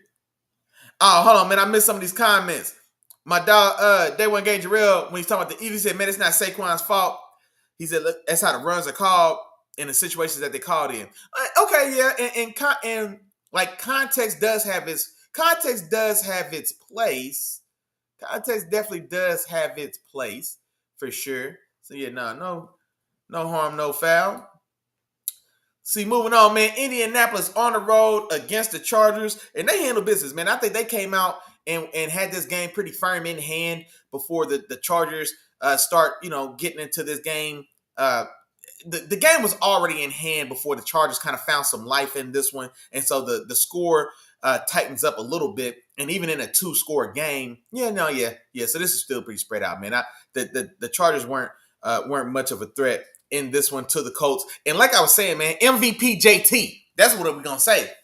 I can't believe people got the nerve to be talking about this Daniel Jones, a dark horse MVP. You got to be kidding me. MVP JT. That's his name. Jonathan Taylor, 16 for 94, 3 touchdowns. I think this is Jonathan Taylor's second or third. Is this his second 3-touchdown game of the season? He's leading the league in touchdowns right now with 10 or 11 or so. He's got somewhere between 10 and 12 touchdowns on the year. So he's having a fantastic year. Michael Pittman also gets a touchdown this one. Tyler Warren, the fantastic tight end from Penn State, he has another touchdown in this one as well. And then, yeah, man, Danny Dimes is cooking. 288 yards, 2 touchdowns, no turnovers. And so he is playing well. I don't mean to discount it, but I don't want to overcorrect. I don't want to overcorrect as well, though, because I don't want to overcorrect Daniel Jones' appreciation at the cost of Jonathan Taylor's consideration. Because that's who needs to have MVP. If anybody on the coast gonna have MVP talk, it's MVP JT or it's nobody. That's how I feel about it. And then Justin Herbert on the other side, rough day, man. It was a rough day. 37 for 55 is how he ended. 420 yards, 3 touchdowns, 2 interceptions in this one. Keenan Allen had, in a stat padding day. And the numbers get big like this. When the numbers are big like this as well, it also just speaks to he was getting your ass beat all day. You know what I mean? And so you got to run up the numbers. But Keenan Allen, 11 for 119 in the touchdown in this one. And then I wanted to shout this guy out because I have no idea who he is. Oronde Gadsden for the Chargers. 7 catches, 164 yards, and a touchdown. I don't know you, homeboy. I ain't never said your name until right now. You did your thing. 7 for $160 and a touchdown. It's fantastic work, man. So kudos, congratulations to you. So I wanted to give you a shout out. Let's see. Oh, look who then finally made it in the building. Look who then finally made it in the building. Is this little sis in the building? She said, what's going on, football family? What's up? What's going on? We just in here chilling. You know what I'm saying? Modulating, doing what we do. You know how we do. Yeah. And right on time to talk about these Cowboys. Washington at Dallas. I thought this was going to be a shootout. I thought that, like, Dallas scoring 44 in the wheelhouse. I thought that Washington would also probably score. If Dallas scored 44, I thought Washington would have scored 40. Washington would have scored 35. You know what I'm saying? Like, I thought this was really going to be a back and forth shootout. I did have Washington winning the shootout, but I thought, Dallas winning the shootout, but I thought Washington's offense would be more competitive. But no, shout out to that Dallas defense. Well, that Dallas defense came to play. That Dallas defense came to play, and they probably easily played. I would think off the top of my head. I'm trying to think real quick. I think they definitely probably played the best game that they've played all season. Yeah, they've been garbage. They've been hot garbage for the bulk of this season, and so they came out and did they. Dak is another one, man. That's the guy I was trying to think of earlier when I was talking about Drake May and Sam Darnold. Dak Prescott. It's not 5 quarterbacks playing better than Dak Prescott right now. You can say what you want to. It's not 5 quarterbacks playing better football than Dak Prescott right now. Dak went for 264 yards, 3 touchdowns, no interceptions. Javonte Williams. Man, I'm happy for Javonte Williams. I liked him a lot. He was my RB1 coming into the draft that year when he came out of North Carolina. Had him over Najee Harris, had him over Travis Etienne. And so he got banged up when he got drafted to the Broncos, and now he's on his redemption tour in Dallas, and he had a fantastic day, 19 for $116 in the touchdown. CeeDee Lamb returning from injury. I think me and Miles talked about that on Sunday. CeeDee Lamb came back and got right back to it, 5 for $110 and a long touchdown catch in this one. GP, had a quieter day by GP standards of what we had seen while CeeDee was gone, but he still has 4 for 82. Jake Ferguson. I had to think of the homeboy's name. Jake Ferguson, the tight end for Dallas. He also had 2 touchdown receptions in this one as well. And then DeRon Bland, the cornerback for the Cowboys, he had a 70-yard pick 6 in this one as well. And so, yeah, Dallas cooked, man, on both sides of the ball. And yeah, Dak Prescott's playing MV caliber football as well, man. Dak Prescott's playing MV caliber football. Dak Prescott, Drake May, and Sam Darnold. Right now, if I on the top of my head, that's 3 of the top 5 quarterbacks in football right now today. That's 3 of the top 5 right now today for 2025, 7 weeks in. Those are 3 of the top 5. All right, at least right now on the spot. I can't wait. I'm telling you, after week 8, man, I'm gonna update my power ranking, man, because I'm working on that type of stuff now. I like doing those type of lists anyway. I know I love a good ranking anyway. Dak's playing phenomenal football. And he's getting a lot done with not a lot of help in a lot of areas. And he's covering up a lot of stink with his good. And so kudos and shout out to Dak for balling. And then Daniel Jones. Jaden Daniels on the other side. I think 2 weeks now, back in the lineup, off that hamstring. Rough day for him. 156 yards, had a touchdown, passing and rushing. He didn't finish this game. I guess if this was a competitive game, I think the line of thinking was if this was a competitive game, he probably could have came back in and played, but they were already out of it. So Marcus Mariota comes in. Marcus Mariota threw that 60-yard pick 6 to DeRon Bland in this one. But no, Dallas rolls, man. And with Dallas and Dak Prescott and the way that offense looks, especially the combination now of George Pickens and CeeDee Lamb, I mean, man, what do you do with that, dog? What do you do with that? Man, I got to call my dog Chop, man. I got to chop it up with somebody, man. George Pickens and CeeDee Lamb, Jamar Chase and T. Higgins. What's the best 1-2 punch in football right now? Because I'm not going to hold neither one of y'all.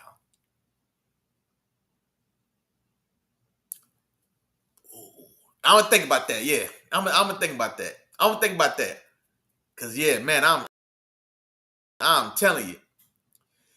You talking about? Are you talking about Washington? Or you talking about that? Or hold on. Well, let me know. I don't know if I seen that. I don't know if I seen the comment late, so I'm not sure which game you was talking about when you said that. Oh, my dog, day one game, Jarrell said Washington was too hurt on offense. You know, they are a little beat up. They are, in fairness, they are beat up. Debo was already out of this one.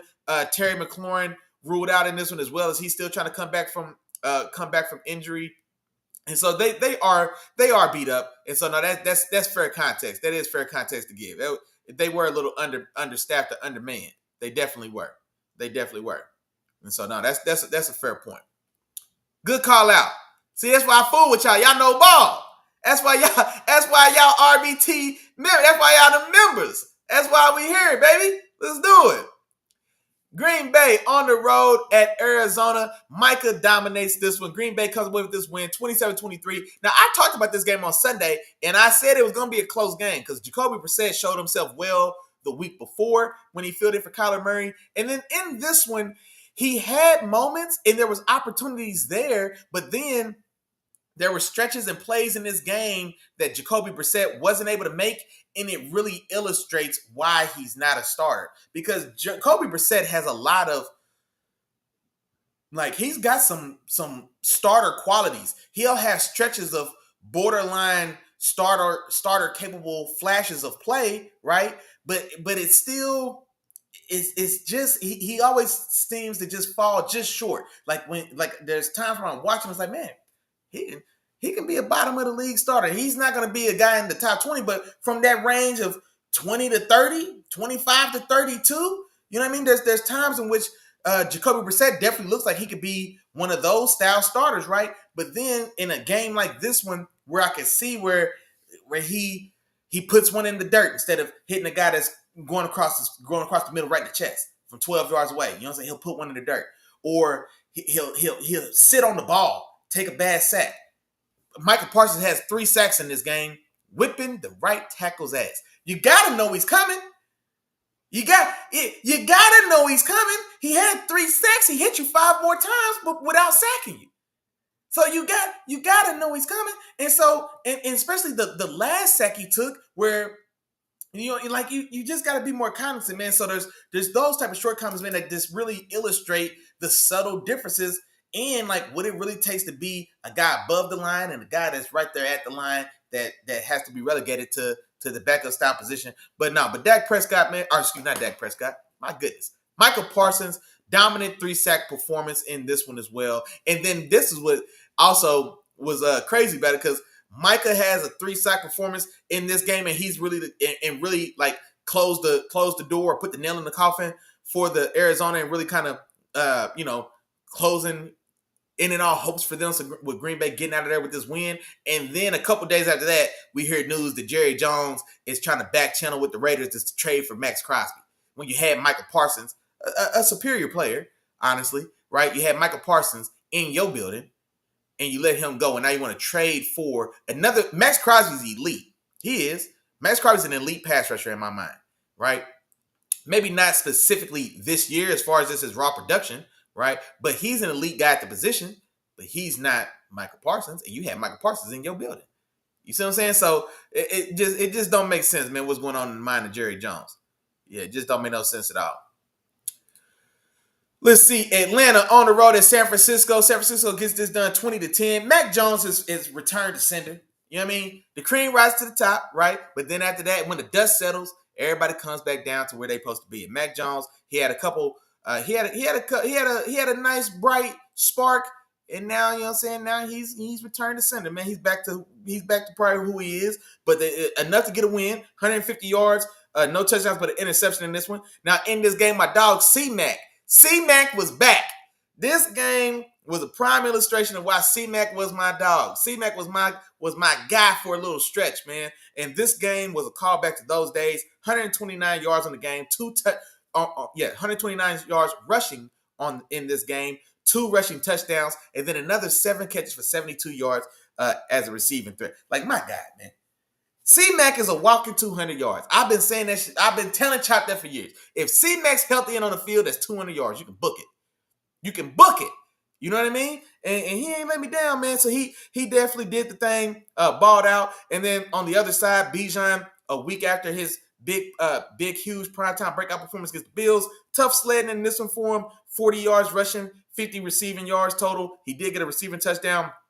Tough day for Michael Penix, 240 yards, 1 touchdown, lost a fumble in this one as well. And San Francisco was able to manufacture and get a lot of production from a lot of different names and different guys, because they've got so many injuries as well. Bryce Huff being one of those guys, helping to fill in the void that's left by a premier pass rusher like Nick Bosa. He has a good day in this one, then he gets hurt. He doesn't finish this game. And so the Niners are just one of those teams where, especially as far as injuries, when it rains, it pours, man. I'm trying to tell you. Like, once 2 people get injured on the Niners, everybody's like, oh, shit, here we go. Because they know 10 more are coming. I'm telling you, if they get the 2, they jump to 10. You know what I mean? Like, as far as guys battling or fighting injury or on injury reserve, man, it's crazy how it feels like they always catch those bad breaks, but they do get this one done 20-10. Let's see. And then moving on, the other Monday night game, Houston goes on the road to Seattle and gets paws put on. Now, this score is a lot closer than it should have been, for sure, because Seattle gave the ball away at every turn. It was like Seattle was trading touchdowns and turnovers. Okay, here's a touchdown. Okay, here, y'all take the ball back. Y'all don't want to score? Okay, here, let's do it again. We'll score another touchdown. Okay, here, now y'all take the ball back. Damn, y'all still don't want to score. Okay, let's try it again. Like they had more turnovers than touchdowns in this game. They had more turnovers than touchdowns in this game, and they dominated. In the game, they lost by 8, so technically it's a 1-score game, 1 touchdown in an 8-point game. Man, it felt like they was losing this game by 30 points. If you watched it, Sam Darnold balling. He had 200 yards in this game, 1 touchdown, did throw an interception. Zach Charbonnet in that running game, very strong in this one. Zach Charbonnet, 50 yards, 2 rushing touchdowns. Jackson Smith-Njigba. I'm going to say your full name because you deserve it, big dog. And you know what? Day one games are real. That's the second time I didn't have to learn that man's name. Jackson Smith-Njigba. Balling. Are there 3 better receivers in football than Jackson Smith-Njigba right now? I don't know. You know what I mean? Now, my personal favorite, Justin Jefferson, but he's a victim of his circumstance right now. So, I won't force feed him. I know who and what he is. If everything's if it's even playing field for all these guys, I'm taking Jettas all day long. But, we got to talk about the weather what's the weather today? That's what we're talking about. And right now, today, who's better? We can say Jamar. Okay, Jamar Chase. But that's it. That's it. It's JSN and Jamar Chase. These are the guys right now. You know what I mean? And well, let me think. I don't want to be disrespectful. I don't want to downplay nobody. Who am I missing? Who am I missing that's on that level? George Pickett's been playing his ass off too. I don't care what y'all say. I told y'all. I've been trying to tell y'all about that. You know what I mean? GP for sure. But yeah, man. JSN and Jamar Chase, man, these are the guys sitting at the top right now. And A.J. Brown, when they give him the ball, shout out to my dog A.J. Brown. When they give him the ball, A.J. Brown. But yeah, man, Jackson Smith-Njigba is cooking. And he's out there making boys look silly. Well, he was out there hurting Derek Stingley's feelings, man. He was out there breaking Derek Stingley off. And Derek Stingley is what? Depending on how you feel, the second, third best corner in football. Worst case. You know what I mean? Worst case, if I asked you to start this season, who's the 3 best corners in football, Derek Stingley's going to be one of the names you'd say. Man, he was out there getting his lunch ate on national television. JSN turned that man any which way but loose. Got in the paint, banged on him, dunked on him, hung. Come on, man. Now, Stingley got a little revenge. He got an interception in this one. You know what I mean? He got an interception on this one, but it not guarding JSN. But then also, it still don't take away from what you did. Nah, man, you lost this one. You won 1 round because JSN gave you the blues out there, boy, all day long. And then also in this Cooper Kupp, Cooper. You know what I mean? We appreciate what you did, man. We appreciate your contributions.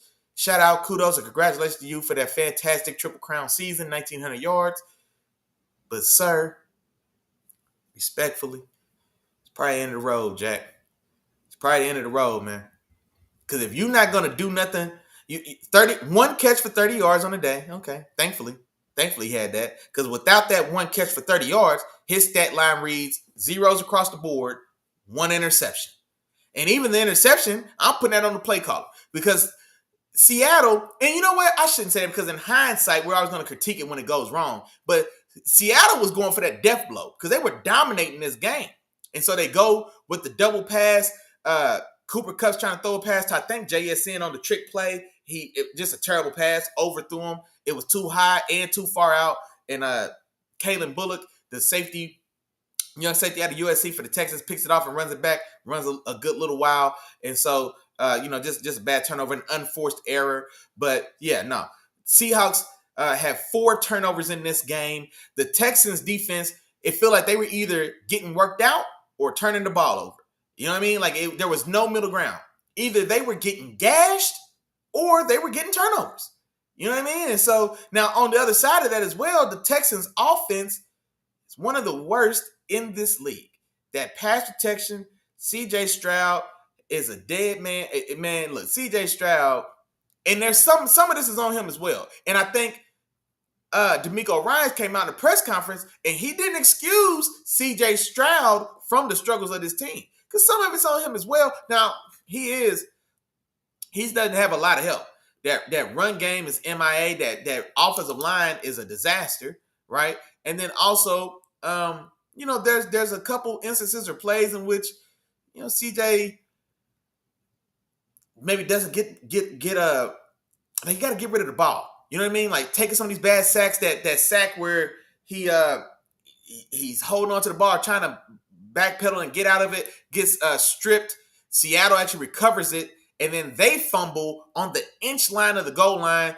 Houston somehow able to recover it in the end zone. Should be a touchback. Even that whole play call, how they end up giving the ball back to the Texans on the 18, whatever. But rough day for CJ Stroud Monday night, to say the least. 229 yards, 1 touchdown, 1 interception, and that lost fumble. Dalton Schultz was probably the only bright spot offensively. 9 catches for 98 yards. And then Kalen Bullock and Derek Stanley Jr. both get interceptions in this game. But no, this was definitely a very dominant game by the Seahawks. The Seahawks left a lot of points on the board on this one. They took some points off by not converting that fumble recovery for a touchdown. This game, realistically, this could have been a 40 ball. This game could have been a 40 ball. Seattle could have put 40 on Houston in this game legitimately, right? And legitimately on the other side of that, they could have held Houston to under 10 points. This game could have been 40-6. I mean, it was that one-sided, man. And so the Texans, Houston, D'Amico Ryans, I got to figure something out. Because last year, Bobby Slowick was the scapegoat. Get him out of here, right? So we got him out of here. You're moving around, and it's still more of the same. Not to say that Bobby Slowick, maybe you still wanted to make that move, right? But it's deeper than rap, because it's still more of the same, man. And so, and it doesn't, like, I don't see, like, if you're a Texans fan, shout out to my dog Terrible Time, man. My dog Terrible Time always hunting down for those Houston Texans. But if you're a Texans fan, like, what's the outlook? Because what did you see Monday night that gives you any style of hope or something to look forward to for the rest of this season? Because it's still that same offensive line. It's still that weak-ass run game. I don't know when Joe Mixon's getting back. And, Nick Chubb is doing what he can do, but the line's trash anyway. We got inconsistencies at the receiver position. We got Nico Collins, but it's still, he ain't quite got back to the level he was at last year at this time before he went down with the injury. And there's a lot of reasons for that. Like I said, that offense in general, the scheme's not great, and the offensive line being as bad as it is, I mean, it's just, there's no time to get for anybody to do anything, right? But yeah, man, there's a lot more questions than answers for that Texans team and that Texans roster for sure. And so, what my dog Day One Game Jamyr say? Okay, so yeah, there's 3. He said he's got Amon-Ra St. Brown, Jamar Chase, and the young boy from the Buccaneers, Emeka Egbuka. Over JSN? Day One Game Jamyr. You got my eyes twitching. You got my eyes twitching on camera, dog. Emeka Egbuka over JSN? Hell no. And Emeka Egbuka, he was balling before he got injured. Those first 4 games of the season, I want to say, like, he played above expectation. But he ain't playing better than JSN. Amon-Ra St. Brown, I like him a lot as well. But he ain't playing better than JSN. I think JSN leading the league in receiving yards right now. I think he's leading the league in yards. And I want to say he's top 3 in catches and touchdowns as well. And, like, he's cooking guys at the top. Bro, he played with he played with Derek Stingley Monday night, dog. Played with him. Legitimately. Like, no, bro. JSN's on another level right now, bro. No, you know what? Puka, before Puka got injured, that's who I forgot. Puka's been balling as well. I would say the top three is probably going to be, for me, JSN, Jamar Chase, and then Puka. But Puka's injured, though. You know what I mean? So Puka's injured, but injury aside, because let's say it's week 7, he had 5 dominant weeks, right? Talk about Puka. So I'll still give him that. JSN, Puka, and Jamar Chase, I think, would be my 3 right now. Who am I missing? And then A.J. Brown when they give him the ball. You know what I mean? Of course, Justin Jefferson, if he had a real quarterback. You know what I'm saying? So there's other guys. Amon-Ra St. Brown still doing his thing for sure. You know what I mean? But yeah, no, man. No. JSN is top. JSN's top 2 right now, and he might not be 2, cuz I'm telling you, JSN's top 2, he might not be 2. For real. JSN, Jamar Chase, and then Puka, because Puka's injured right now. That's where I'm going 1, 2, 3. Yeah, man. Hey, JSN is out there killing boys. JSN is out here embarrassing people on national TV. Derek Stingley Daddy was watching that game, man. And you know he's a junior. His mama was watching that game. It was primetime Monday night. Man, out there turning that man every which way but loose, man. Out there turning that man out every which way for loose. Snatching ankles. JSN is out there giving boys the blues. JSN.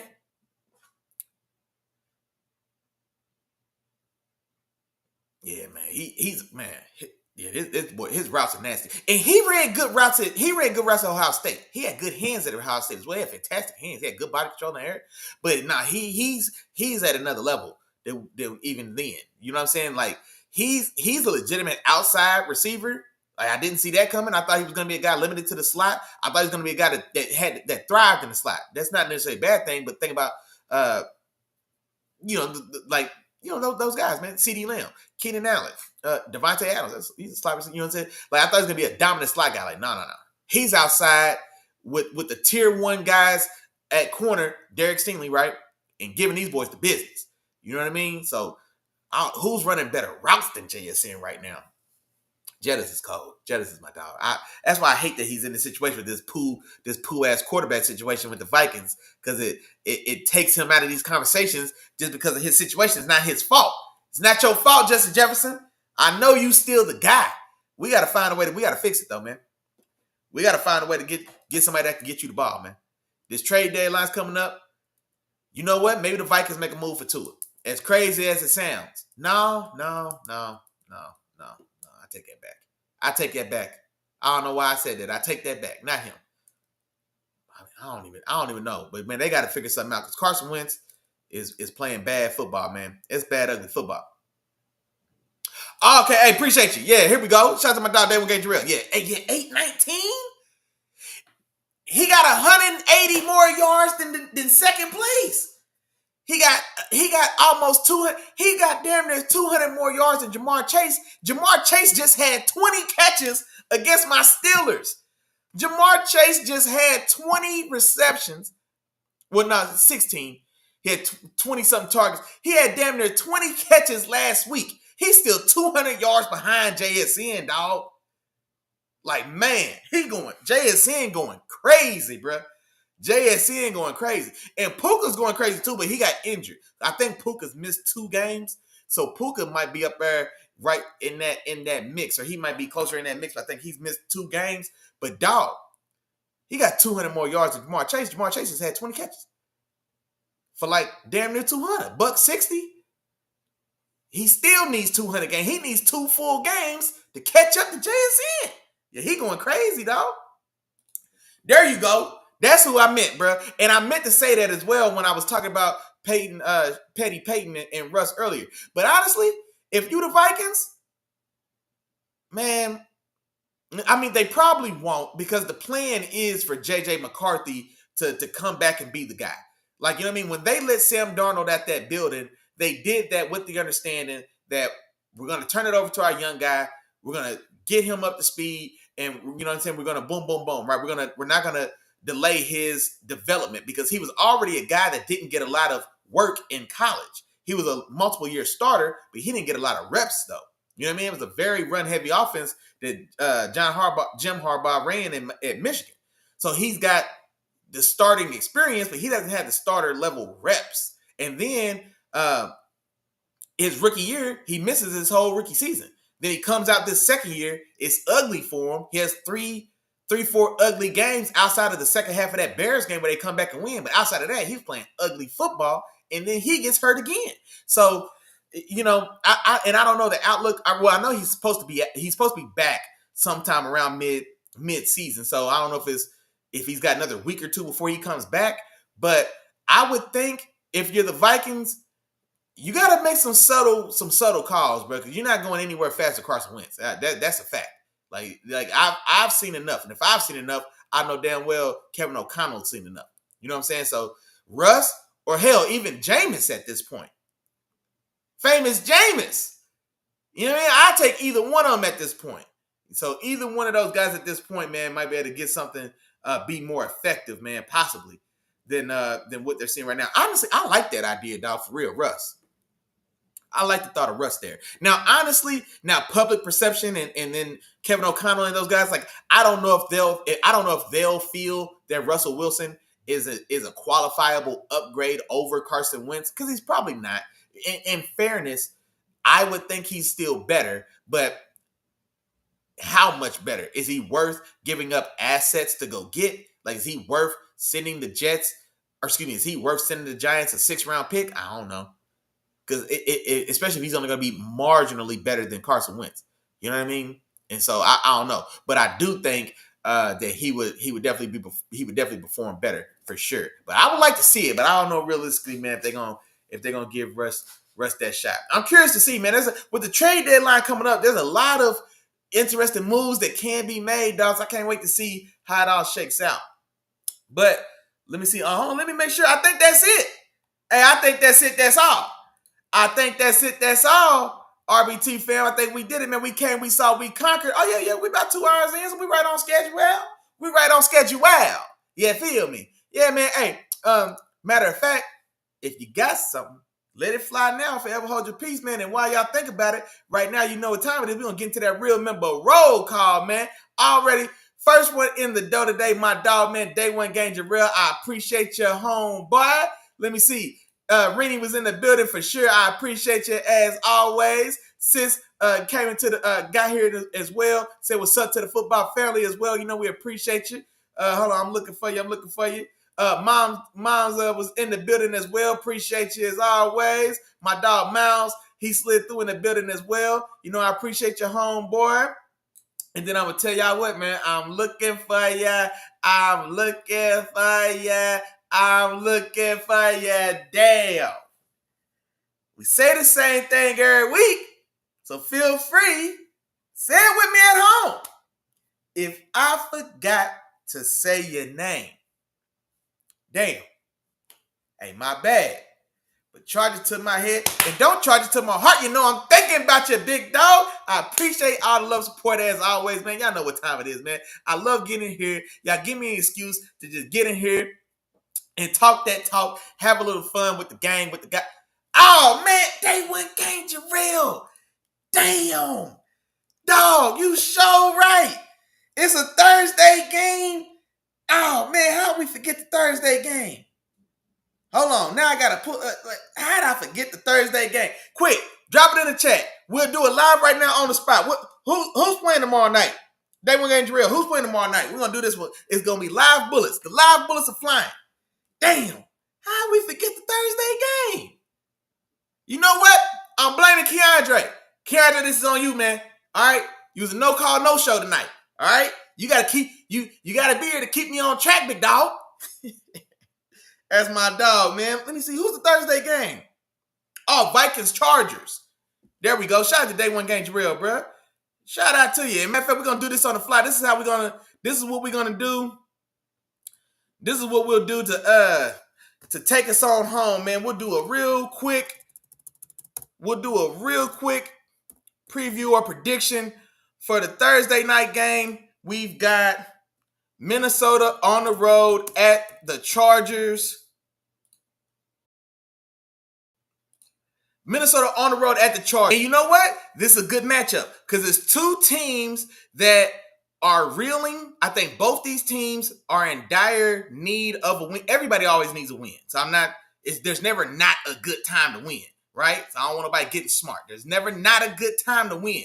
But I do think that both these teams are on the verge of collapse. Well, maybe not collapse. Collapse might be too strong, but both of these teams are on the verge of falling too far behind, and they're falling out of realistic competitiveness, right? Or they're falling out of early competitiveness in which they're on the verge of digging the hole too deep that even if they get out of the funk that both teams are in, it may be too little too late. That's how I'm feeling about both these teams, at least to this point in the season. We're approaching that halfway mark. So this is a big one for both teams. Minnesota on a short week, right? Because it also is a short week, going out to the West Coast, going to the Chargers. Now that didn't mean anything to Indianapolis. They went out there and put belts and pulled the belt out, so it didn't mean anything to them. But that's the Colts, though, right? So Minnesota's not riding that high. Does Brian Flores' defense have success against a beat-up Chargers offensive line? I think he can. Okay. Does Carson Wentz make enough plays on the road on a short week to outduel Justin Herbert? See, I'm not sure. I was just going to say who got a score for me. Because while I'm thinking, my dog day one game, Jarrell's going 27-21. Ooh, that's a good score. I like that. I'm not going to lie. There it is. That's prediction. I like that. Short week on the road, going from Minnesota all the way to the West Coast of California. Like I say, you just got beat up on in this last week. Both teams just got beat up on, but it's a short week. One team's at home after just getting embarrassed, and the other team's got to get on the road now in this short week. And Carson Wentz, man, didn't leave anything to be desired in my mind. Like I said, there's a lot of ugly football in that film, man. When you go back and watch it, I'm talking about just a lot of misses, bad decisions, holding on to the ball too late. I mean, a lot of Cardinal rules were broken as far as good quarterback plays concerned by Carson Wentz in that game, that last game against the Eagles, man. So, yeah, I like it, man. I'll go with Jim Harbaugh and the Chargers to rebound and get a much-needed victory to try to keep pace with the Broncos, to try to keep pace with the Chiefs in that division on a short week at home. Jim Harbaugh should be able to get that team fired up, get that team motivated, and they should be able to rebound and get a dub here and pull this off. And I like my dog day one game, Jarrell score, man, so we're going to rock with it. 27-21 Chargers. Yeah, there we go. Rennie says she's also taking the Chargers. Okay, there we go. Now, Rennie, you sure the Vikings ain't one of your teams? Rennie got 12 teams. So you mean to tell me that the Vikings not one of your teams? And all these teams you cheer for, I'm just making sure. I had to make sure. But other than that, man, y'all know what's going on. I appreciate y'all rocking with your dog, man. Shout out to the members in the building, man. Had so much fun tonight, man. I appreciate y'all. Tap in with your dog. Sunday, 10 o'clock. Sunday Fun Day morning football preview show, man. We'll go through Sunday's slate of games, man, from top to bottom. We'll have some fun. We'll recap this Thursday night game against the Chargers and the Vikings as well. Other than that, man, tell a friend to tell a friend to tell a friend. And besides that, y'all have fun. Y'all enjoy yourself. Have a good night. If you got to get up early in the morning, get some rest, big dog. Until next time, peace.